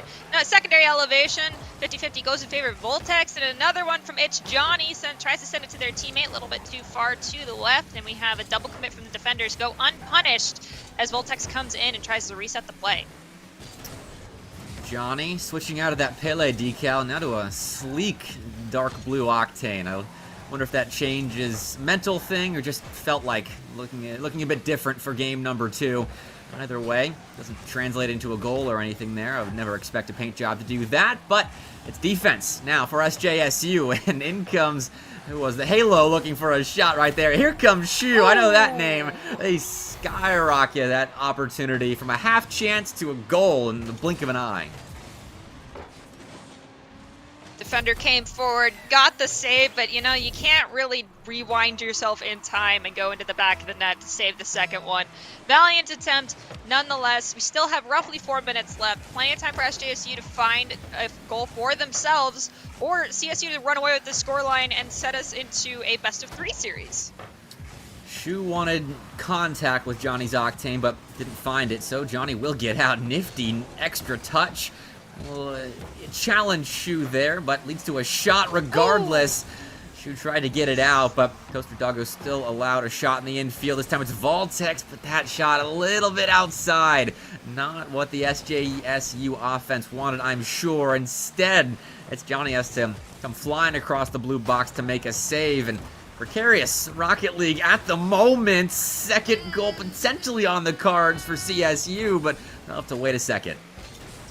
Ball does get cleared to the midfield stripe, but volleyed straight to the back wall of SJSU's side half of the field. It's Johnny looking to play it around 1, gets it from them, has to play it to the wall and loses possession, so Halo comes in, goes for the shot, and it's going to be taken away by Toaster Doggo.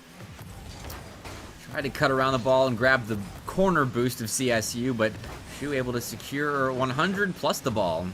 Have their cake and eat it too. But ball out center. It's Johnny. Tough spot to be in. And Super Turtle shows us exactly why. Caps that play off with a second goal for CSU. I, once again, just cannot fathom how some of these angles, they find them. Don't get it. I really hope you're a math major. I think it would suit you, just saying. All top-notch Rocket League players should be math majors with the ability to create shots from the craziest of angles. That was a tough ball. Super Turtle just made it look very, very easy right there. But halftime, SJSU definitely not looking nearly as strong as they did in the previous game, at least offensive. Their defense looks decent. They're forcing CSU to really work for some of these opportunities, but they have not found too many on the orange side of the field right now, just 2 shots. Well, we're crossing down into the last 2 minutes of game 2. Let's hope they can get a few more shots to their name. Shu's going to flick the ball to the mid. It's going to be further pushed forward by Super Turtle, but getting in that passing lane, Voltex followed up touch and is going to grab it off the wall. We have a demo onto their teammate. They try to flick it down. It's Johnny comes in to close it out, and SJSU is on the board. The speediest of setups there out of Voltex off the ceiling, beats the first, and Shu and Super Turtle are simply not back yet. They were trying to rotate in, but that ball was placed perfectly, and SJSU will find their first in game 2, giving some credence to the comeback tale, but right now, still down, and they'll have to start off by playing defense. Ball's going to get popped up by Halo off the backboard. Voltex looking to drag it across. It does get pinched up towards the ceiling. Shu's going to play it to the back wall.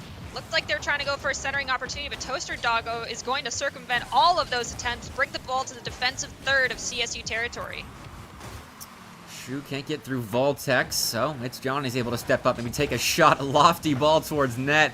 And the defense of CSU thinking they're lucky stars that the crossbar was there this time. Not so lucky. It's still at the top of the net, not on the bottom, and Voltex puts it home through the ground. Game 2 tied 2-aside, very similar to our game we had earlier today. But we've got a minute 19 left. Can still go either way. We are at the ever so popular It's Complicated 0-0. That's a fact. Great comeback, though. San Jose State, as soon as I started to call into question the efficacy of their offense, they storm into that orange end and do work, honestly. They churned out a couple of beautiful goals, and now they got to find one more if they want to take it in regulation or get us to our second overtime of the night. 60 seconds left. This can go either way. I mean, both teams, yeah, you want 1 goal, but truly, you want to prevent the overtime. You go for 2. True. It's 1 every 30 seconds. 50-50 off the ceiling. Dunks down to the hands of SJSU. Shot on goal, too wide, and also going to be sent to the side by Shu. Oh, Halo.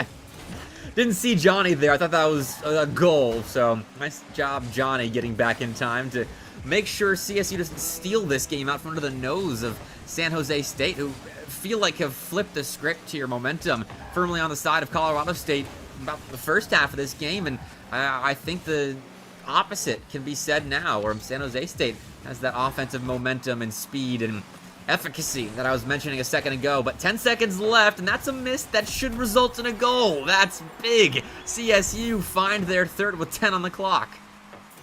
I mean, if you get a kickoff goal, you could equalize this. That's the torture of being only 1 goal in the lead. 10 seconds is enough time to find an equalizer here for SJSU. The question is, can they do it? My answer to that is I don't know. Low odds, but these players are pretty good at doing crazy things that make us go, what? And that's a good start and poor finish, potentially. Super Turtle sending the ball all the way to that San Jose State back wall. Johnny tries to keep it alive, and Halo will shut things down. CSU tie the series. All right, we're at a best of 3 now. We didn't quite get overtime, but it was a close enough game, I think. It's all right. I'll forgive them with how down to the wire that came. There was a chance on 0 seconds, and that's as good as a fun overtime. And we can see here we have Toaster Doggo playing more of that assist role. Did take 2 shots themselves, but it was that ever so necessary 3rd shot that found Voltex and Johnny a goal. So Toaster Doggo's got to shoot for 3 next game. Let's see if they can. Definitely had a lot of shots coming out from Shu. They were a playmaker for their team. And then the Demolition Experts all going towards the side of Colorado State. So San Jose State needs to prepare to be spending some time on the respawn screen in this next game. No kidding. And that really helps them at the beginning of the game, those demos. But CSU let the possession clock slip there towards the end. And that could be something to work on going into game number 3, is maintaining consistent pressure throughout the game. Because if you can keep San Jose State bottled up, that is a huge plus on your side, and will help your defense as well, because you don't have to play as much of it against these SJSU players that showed us in the previous game just how good they can be if you give them space in the air. I mean, My mind goes back to the Voltec setup. Off the ceiling, beat that one player and put the ball perfectly in a spot where their teammate could finish it off. So CSU, we'll see what adjustments they make. I mean, they won the game, but it was scary, and they found that go-ahead goal off of a pretty big error on the SJSU side. Like we said earlier, it's a game of mistakes. You just can't make as many. And if you're playing aggressive, you can force the other team to make them for you. Definitely, CSU set the playstyle very early in game number 2. Let's see if they'll do it again here as the ball is currently in their defensive third. No. Hits the goalpost, hits the second goalpost. Soccer rules, bane of everyone's existence. Ball did not fully cross that goal line, so no goal for the side of SJSU. Clink, clank, and we stay scoreless. That's about as close as it gets, though. San Jose State picking up right where they left off, save for the back wall miss that cost them game number 2. Their offense still very much churning, and there's the opening goal that they were hoping for. Toaster Doggo and their new flashy, I believe that's a Ferrari, starting us off in game 3. And coming off the demo, very nicely done there. See if SJSU can get another goal. You want that 2-goal lead, and if you can get it early on, that really can set control of the game. But CSU has showed us that they can adjust and correct mistakes on the fly, so to speak, here. So SJSU might have to change things up frequently, as the ball is currently in their defensive third, and the net is wide open, but it's Johnny. Will find the clear midfield stripe. Colorado State holding on to the ball, though. Shu threatening a potential shot redirection, instead going to the corner with it, playing the possession game now. And maybe Colorado State learning from their previous game where they relinquished pressure in that second half, and in the first minute 20 looking pretty good, though there have been opportunities for San Jose State. Don't get me wrong, they've got a goal on the board already, and they're looking to add a second with that slam down into the ground. It's Johnny will go up. Off the ceiling the ball goes. Voltex beats the defender, but Halo makes the save. 50-50, ball gets pinched towards the ceiling. Another 50-50 goes to midfield stripe. It's Johnny, sends it to the other side of the field now. Toaster Doggo elevates, loses possession, leaves it for It's Johnny, gets a tap forward, gonna hit the backboard, but instead it's gonna get volleyed by the CSU defense. CSU just with one shot now to turn that solid defense and some more productivity on the offensive side of things. They're doing a good job holding on to pressure. It's just they're holding on to pressure in their opponent's corner, and you can't really find shots from those angles, or it's tough to, and let alone shots that'll go in past that near post defender. So straight down the gullet where CSU was looking to go that time around, but the infield stuffed by the SJSU defense once more, and you seem closer to finding a second right now than CSU does a first. Need to do more with their offense. San Jose State is showing us exactly how to do that. Colorado State has to respond. Ball gets cleared to the mid, but it's Colorado State who had presence there, so it's going to be brought immediately by Shu, sent to Super Turtle, who gets the perfect redirect into the net, getting it past 2 defenders. This was gorgeous. I thought it was a fake. Wow. I can't tell if that touch altered the shot enough so that the defender didn't get it, but wow, a very deft touch, and CSU draws level. Very gently, just a tap, just enough to fake out the position for the defenders. And with that, we're at 1-1 with 2 minutes, 5 seconds on the clock. To add to it, shoot, that was like a Beyblade shot right there. Leads to an actual shot on target. Halo stuffed by It's Johnny there. Voltex on near post will collect, take a challenge with a Shu, be deleted for about 3 seconds. Toaster Doggo wants more offense for the San Jose State side, and more offense is what they will get. Johnny to shoot. It's a slow bouncer, but it works. 2-1. Oh, both defenders elevated and kind of just floundered. Not positive they didn't have. They had plenty of boost, just lost control in mid-flight. Neither one. It looked like maybe Halo could have flicked it back, but they just couldn't get the angle in time. I don't think they were expecting that shot from Johnny, and to be fair, I don't think I was either. Flipping back into it and then slamming it off the ground as a shot is a very creative way to put a ball on target, and that was a creative escape from defense. Love the team passing plays. San Jose State pulling out all the stops right now. Well, they're only leading by 1. We have a little less than 90 seconds left. CSU can definitely find the equalizer for themselves. They did it in our previous game. see if SJSU can find another goal to make sure they have that security one for themselves. Off the side wall, no one wins the race to the ball as two fly past it. Lob towards net, Voltex drop down, but it's off target and there was no third man to step up and take a shot. Players flying every which way through the air. It's Johnny, first to calm the storm of flying cars, but Shu strips it. Almost turned in a crafty double tap there of the ball bouncing up, but couldn't find it. CSU still down by 1. Very much going back and forth in a transitional game. Ball off the backboard, we have one defender get demoed, so now it's up to Halo to go for that aerial challenge. Not enough of a touch. Doggo manages to get a shot on goal, but it is deflected. Ball's still here in the defensive third, finally hits midfield stripe. Super Turtle trying to play it around 1.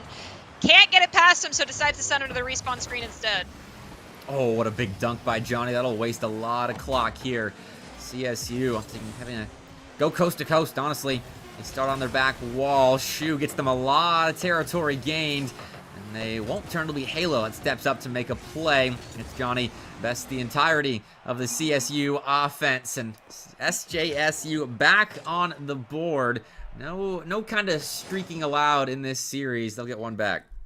Well, we are now at series point if you're an SJSU fan, but if you're a Colorado State fan, you're definitely hoping they pull things back in their favor. Halo had a lot of saves that game. They definitely were quite the defensive wall, but it seems like Toaster Doggo took my advice, got 3 shots in, as did It's Johnny.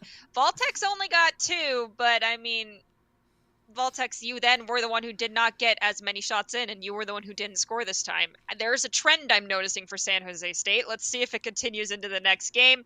But if our wish is to come true, we need Colorado State to win this next one. Right, and they can. I mean, they're good at clearing the zone. They do it often. They just don't really know where to go next after that. Usually it's to a corner. That must be a comfort zone for them, but they can't get it past the near post or back center for a shot. Only 4. With the amount of time they spent on the blue end, I mean, I don't think they outpossessed San Jose State in that game, but it wasn't exactly a blowout possession-wise. So well, I got to see more out of either the counterattacks, or I have to see more extended possession play out of Colorado State, because that's their downfall at the moment. It's just their lack of productivity in offense. It's the doing things with the purpose. Like, yeah, Yes. you can get a shot in, or you can get a great clear down into the corner, but is it communicated? Are you aware that that's what you're planning to do, or does it just happen by chance repeatedly?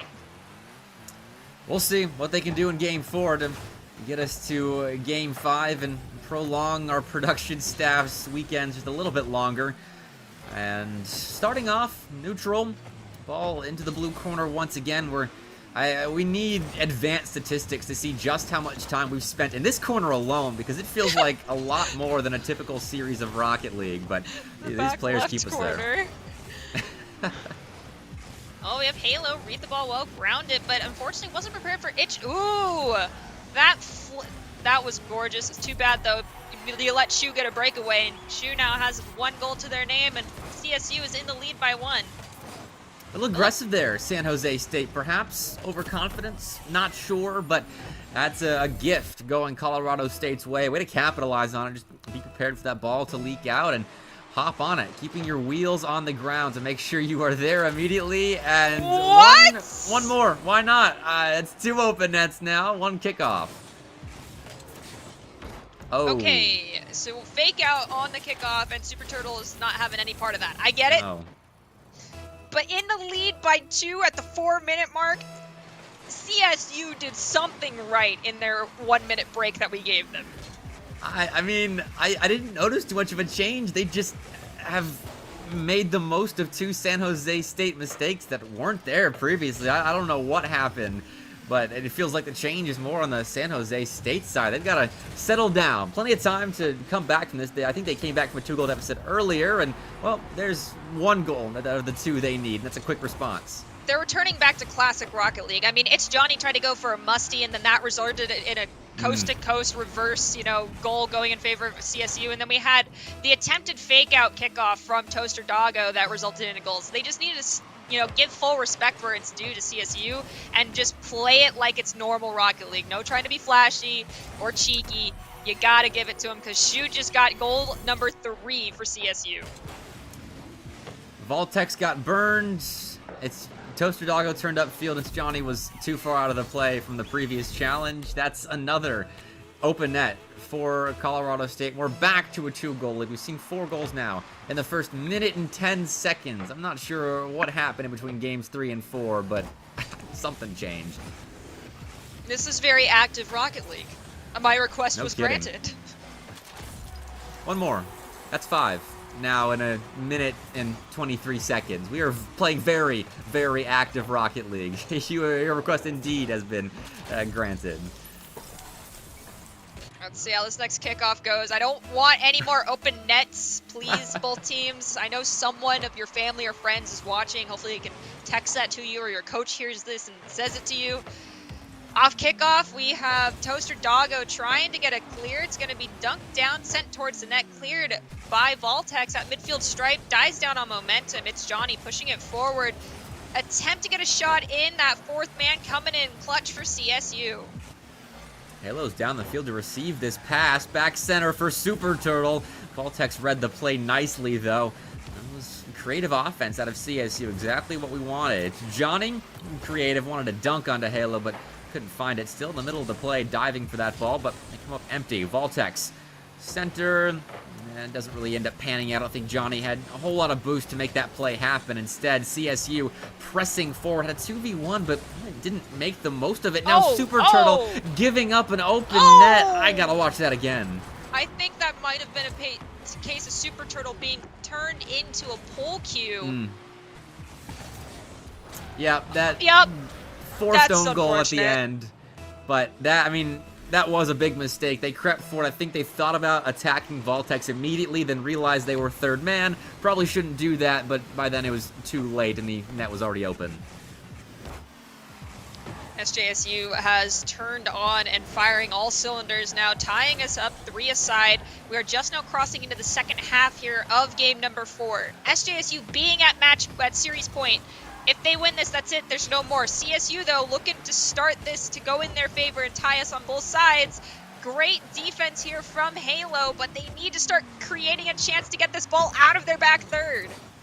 Oh, one fake. Toaster Dog doesn't have any boost, though, so even force a 50 following what was a gorgeous fake out of the defense. So we go back to the back and forth play, but the goal scoring spree that both sides were on seems to have stemmed. As I say that, as a shot from Shu, Voltex will keep my point intact, and under 2 minutes left, CSU sure want their lead back after leading by 2 twice in this game. Well, minute 40 seconds, plenty of time to do it based off how many goals we saw scored in the first minute of this game. But we'll have to see. Super Turtle's gonna go for, I think, a solo play. Yeah, played off the backboard. No, their team's there for the follow-up, and to the bottom right corner after both defenders were out of the way. Absolutely perfect. That puts CSU in the lead by 1, but they need another. They've got 90 seconds, and I asked them to put themselves in the lead by 2. They need to be in the lead by 2 with how potent San Jose State's offense has looked throughout this series, but that was a phenomenal play out of Colorado State. The initial beat, the extra touch to get past the second player, and then the teammate there to polish it off. Textbook Rocket League. And using their mechanics to find themselves an advantage. CSU maybe looking for another goal. Puts it center. Shu, they're half a second too late. The defense got a fender in the middle of the play. And now an escape. Shot on target. Super Turtle with the save. We see a demo onto our offense there. I think that was Voltex, but ball cross midfield stripe volleyed to the back third CSU territory. Double commit from offense. Ball gets pinched up. Toaster Doggo goes for the reset. Might have gotten enough momentum on it, but the team had already rotated into the back post positions to reset the play. So it's Johnny off the ceiling. Has Super Turtle knock them out of possession. Toaster Doggo, though, going to find Johnny center, though a little bit too much spice behind that pass. Voltex demoed there. Spice on the transition, favoring Colorado State, but Toaster Doggo will work their way out. Shu shutting down that counterattack before it could really even get started. That's how Colorado State wants to nullify the potential comeback here at the end of Game 4. And, well, scoring works as well as quick challenges in the midfield. Nicely done, 5-3. I'm satisfied with that. CSU put themselves in the lead by 2 here. 20 seconds. That's a goal every 10 seconds. It's not impossible for SJSU to bring this back and equalize it, but CSU really just needs to play some clean rotations off this kickoff and, you know, a little bit of keep away, and they're set to bring this into a game 5. Voltec center. Oh, Toaster Doggo has found some crisp redirections in what I believe is a Ferrari. My car knowledge in Rocket League is not great, but that is a long muscle car, and they aren't able to do enough to stage a comeback here. So, game 5. All right, our production size once again as this series is elongated thanks to CSU taking advantage of some mistakes but creating a lot of their own opportunities. Super Turtle absolutely came in and was swinging here in this game 4. 659 points to his own name. Nicely done. I mean, no offense though, Super Turtle, your team got a little, once again, heavy-handed with those demos. I mean, 3, not a whole lot, not the worst I've seen, but you guys are the only ones I've done demos, and the favor might be returned here in game number 5.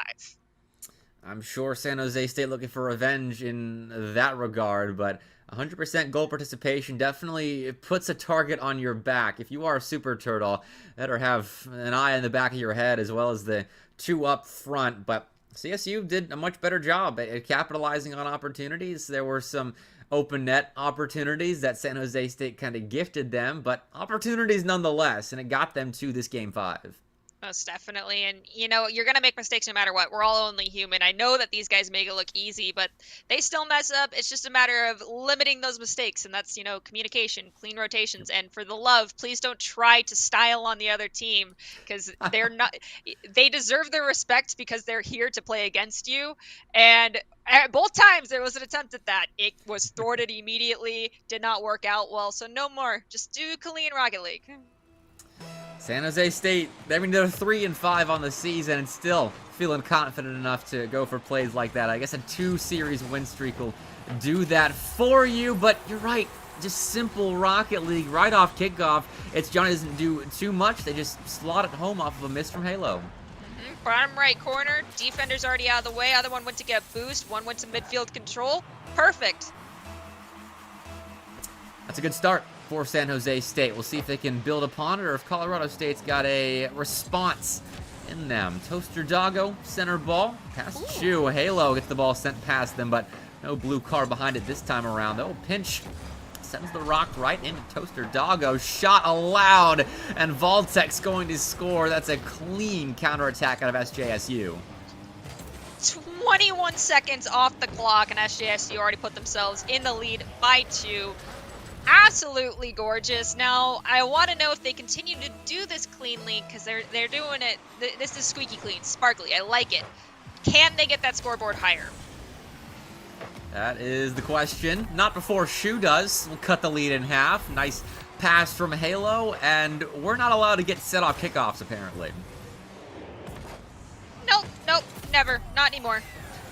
As soon as there's an open net, anticipate a shot on goal. So just, you know, park yourself. Well, we had 8 goals in the previous game. We'll see if game 5 can top that.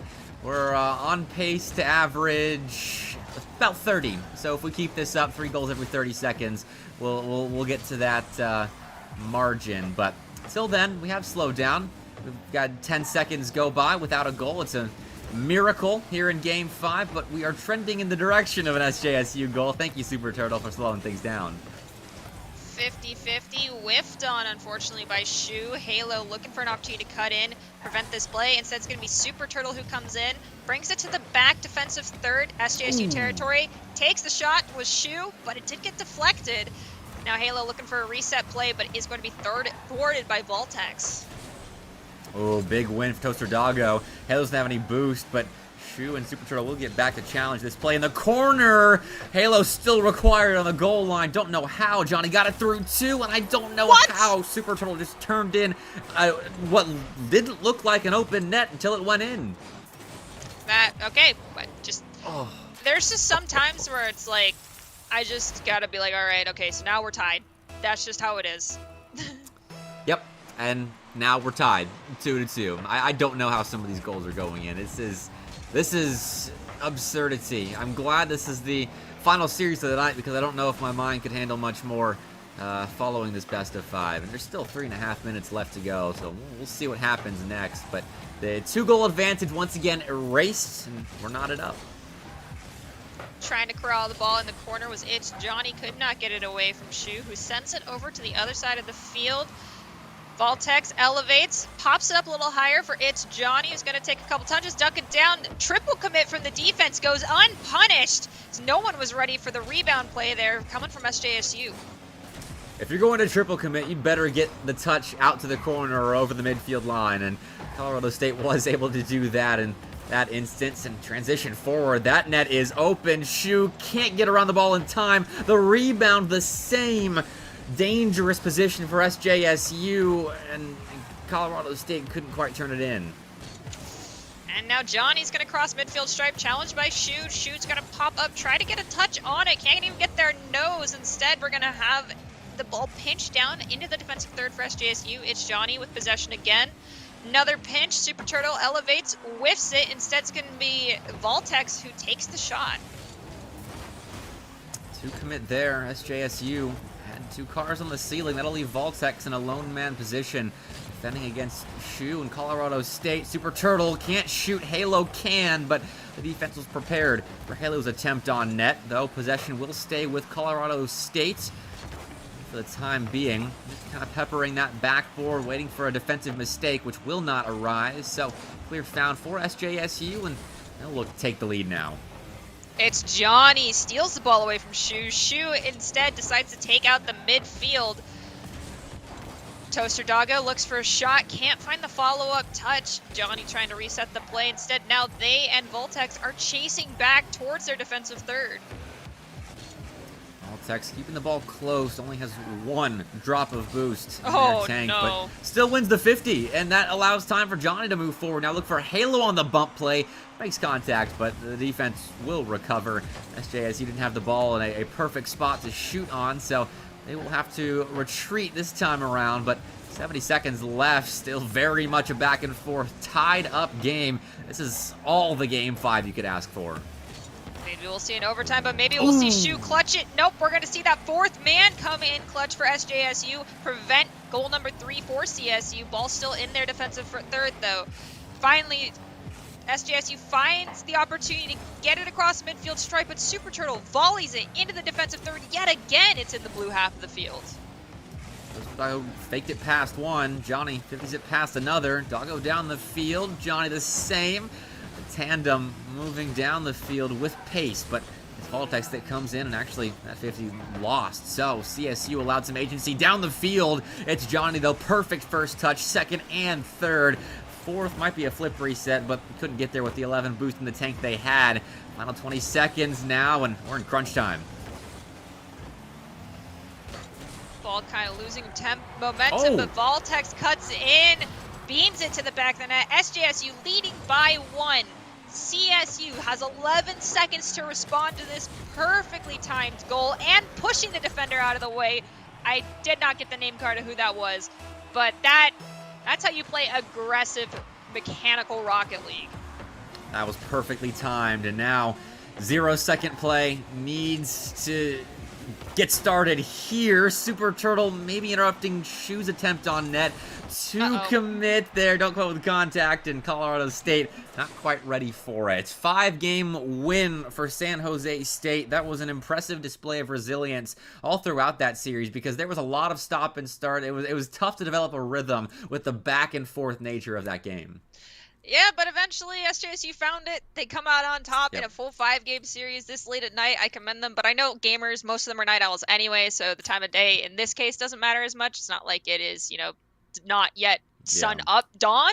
So they did a fabulous job for closing out the evening and giving us a fantastic close on a high note for sure for Rocket League.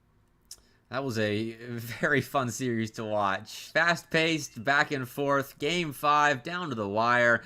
About all you could ask for the final series of the night. But before we do sign off, we will be interviewing, I figure, a San Jose State University player, should one of them want to hop in the booth with us. So we'll be back in just a second with that.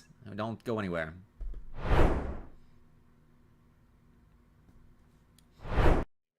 business, but it's been around forever, right? We've had athletes endorsing brands for over 100 years. Babe Ruth of the New York Yankees was endorsing brands 100 years ago, and it has continued onward from baseball cards all the way through now, where we have lots of different integrations of how influencers can monetize their followings. So what I would say on the traditional side is it's still a very young space. There are a lot of stories out there regarding NIL that tend to focus on the negative or how out of control, I put in air quotes, it has gotten.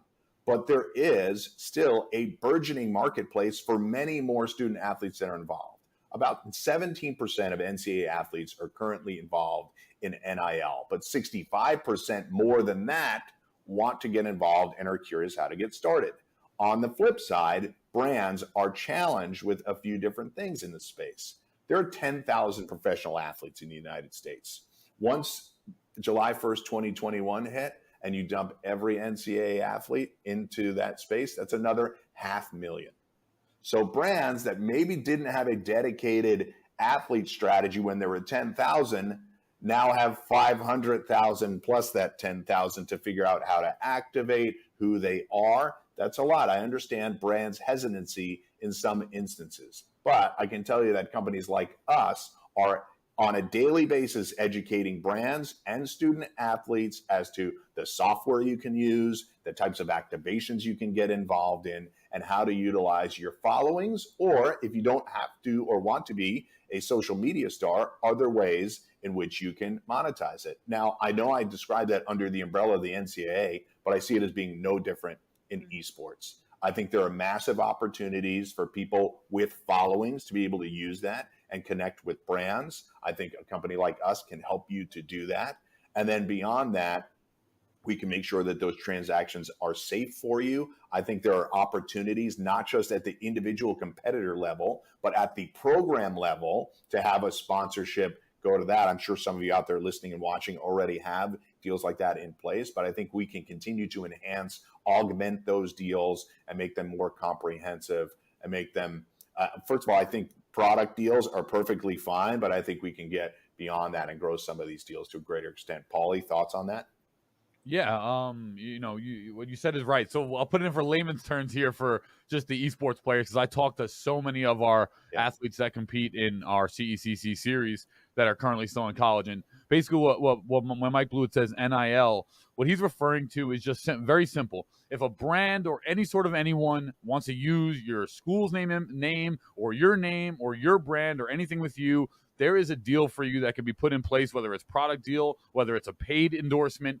You can, whether you're a macro influencer or whether you're a micro influencer, you can be paid for your services. So most of the people, when I talk to them, most of the, I won't say people, college athletes, they are, intimidated by the word. They don't really know what it means. They've never done anything with it before. And that's what it means. Any single time a brand or anyone at all wants to use your name or do a deal with you or do some sort of activation with you or your school, that's basically what the layman's terms, the NIL meaning comes from. And it's evolving in this space. There are so many brands that want to associate with micro and macro influencers and just get people involved with their products or their services. So all of you, collegiate athletes out there that are competing in esports,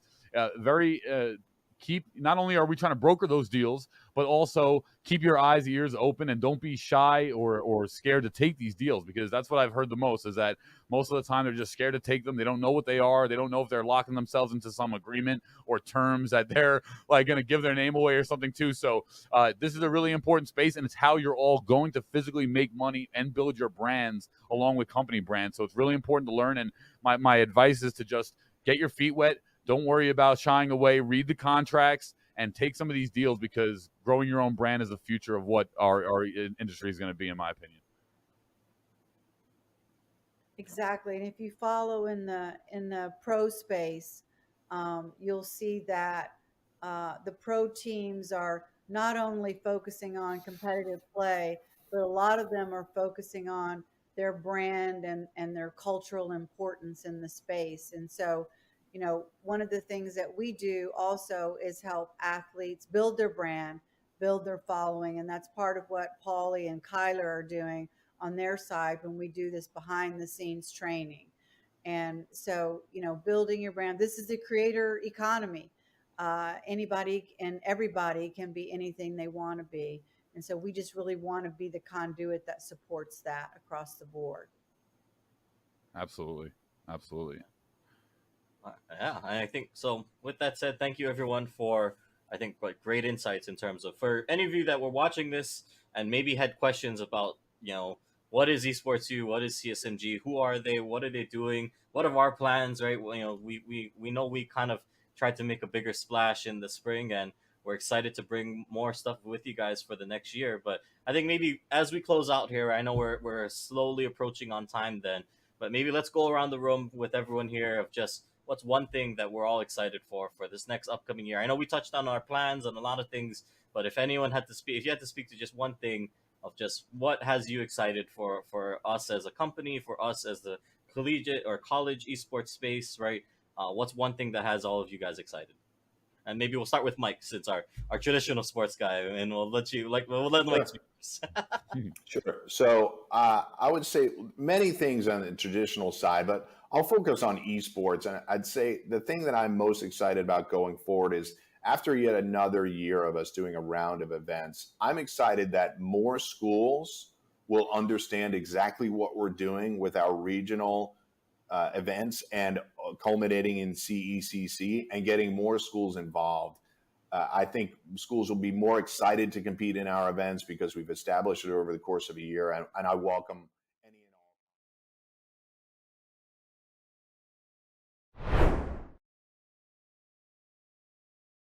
and all. Unfortunately, I lied. There will be no interview at the conclusion of Esports U's production of Mountain West Rocket League. So we're going to say good night for the time being. Be back here Monday for Rainbow Six Siege and Smash. Until then, we'll see you next time.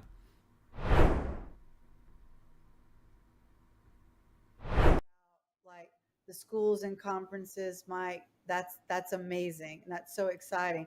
I'm also excited about the brands that we're starting to be able to get involved in this.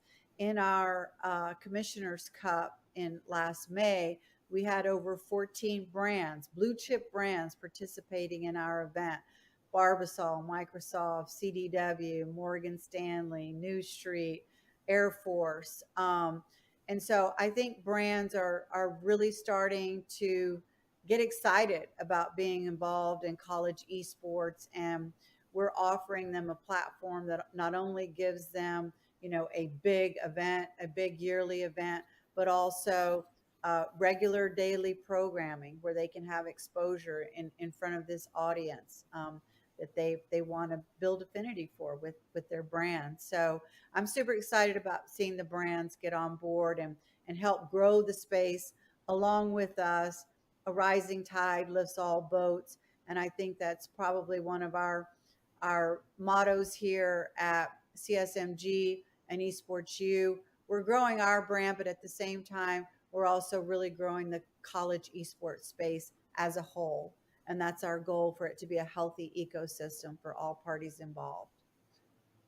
Yeah, I agree there. And I guess for me, obviously always, seeing the collegiate esports space elevate, coming from competing, this didn't exist when I was competing. And just to see it now in literally within the last 5 years, probably really come to fruition and start just blossomed out of nowhere and now becoming a space and seeing everyone, schools, players, productions, companies all elevate together has been really, really nice to see. But if I was the most excited for one thing, it would probably be the city where we're going to land for CC23. I'm really excited to know where we're going to be. There's a lot of great cities. I mean, I personally would love for it to come to New York, despite whether we got a positive bid or not. I want it to come to New York, but I just think the atmosphere in New York when you throw an event here is just super magical, especially in the summertime. But either way, I'm really excited to see where it lands. Tons of great cities, tons of great opportunities, and yeah, who knows? And I think that's going to be the most exciting process for me.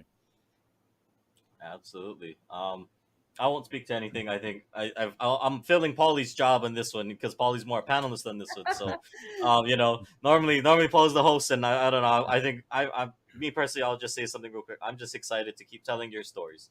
If you're a student, if you're a program, let me know. Let us, reach out to us. We just ultimately at the end of the day, we want to tell your story, And I think that's what has me most excited, because now I think we're getting to a point where people know us.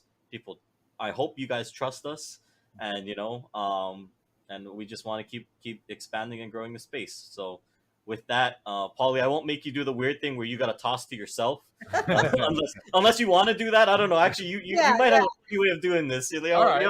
Let's test it. Yeah. Okay. All right, How do you want to throw to yourself here? You might as well test it. Well, that's going to conclude here the future of collegiate with CSMG and Esports U. Thank you so much to Angela, Mike Blewett, and Kyler Tandle for hosting our panel. And now back to myself for the day 3 of the CSMG Coaches and Director Summit 2022. My name is Jacob. I'm 21, and it's my first year in this school. I already been to community college for the last 2 years, but I transferred here. It's a whole new program. What made you transfer? I wanted to do something different. I already have an associate's degree in business administration, and I wanted to come to this school and do audio production, just like music engineering stuff. So what do you want to do with that? The main goal is to work in like music studios and like help with like the music creation process. Anywhere kind of in the audio recording realm is fine with me. And do you have a go-to genre of music that you like? I don't know. It's all over the place, to be honest. Yeah, no judgment. It's all over the place. So how do you like the program that you're in now? Do you like your school? Yes, I really do like this school, and with this whole esport thing, I think it just made it a little bit better, because like it's new, it's, you don't do it, not everyone has it, and it's something that I'm very interested in and have been interested in for a while. You didn't have esports at your old school? I want to say there was a club, but I didn't know anything of it. This is your first time being part of a collegiate esports team then? Yes. And how do you like it? Like how do you feel about it? I love it, to be honest. Growing up, I played baseball through senior year of my high school. I wasn't like doing anything traditional sport wise in college. It wasn't until this year that I was like, oh, because like I saw it, like I saw like a poster hanging up. I was like, oh, esports, let's just go do it. I really like it though. Something cool, something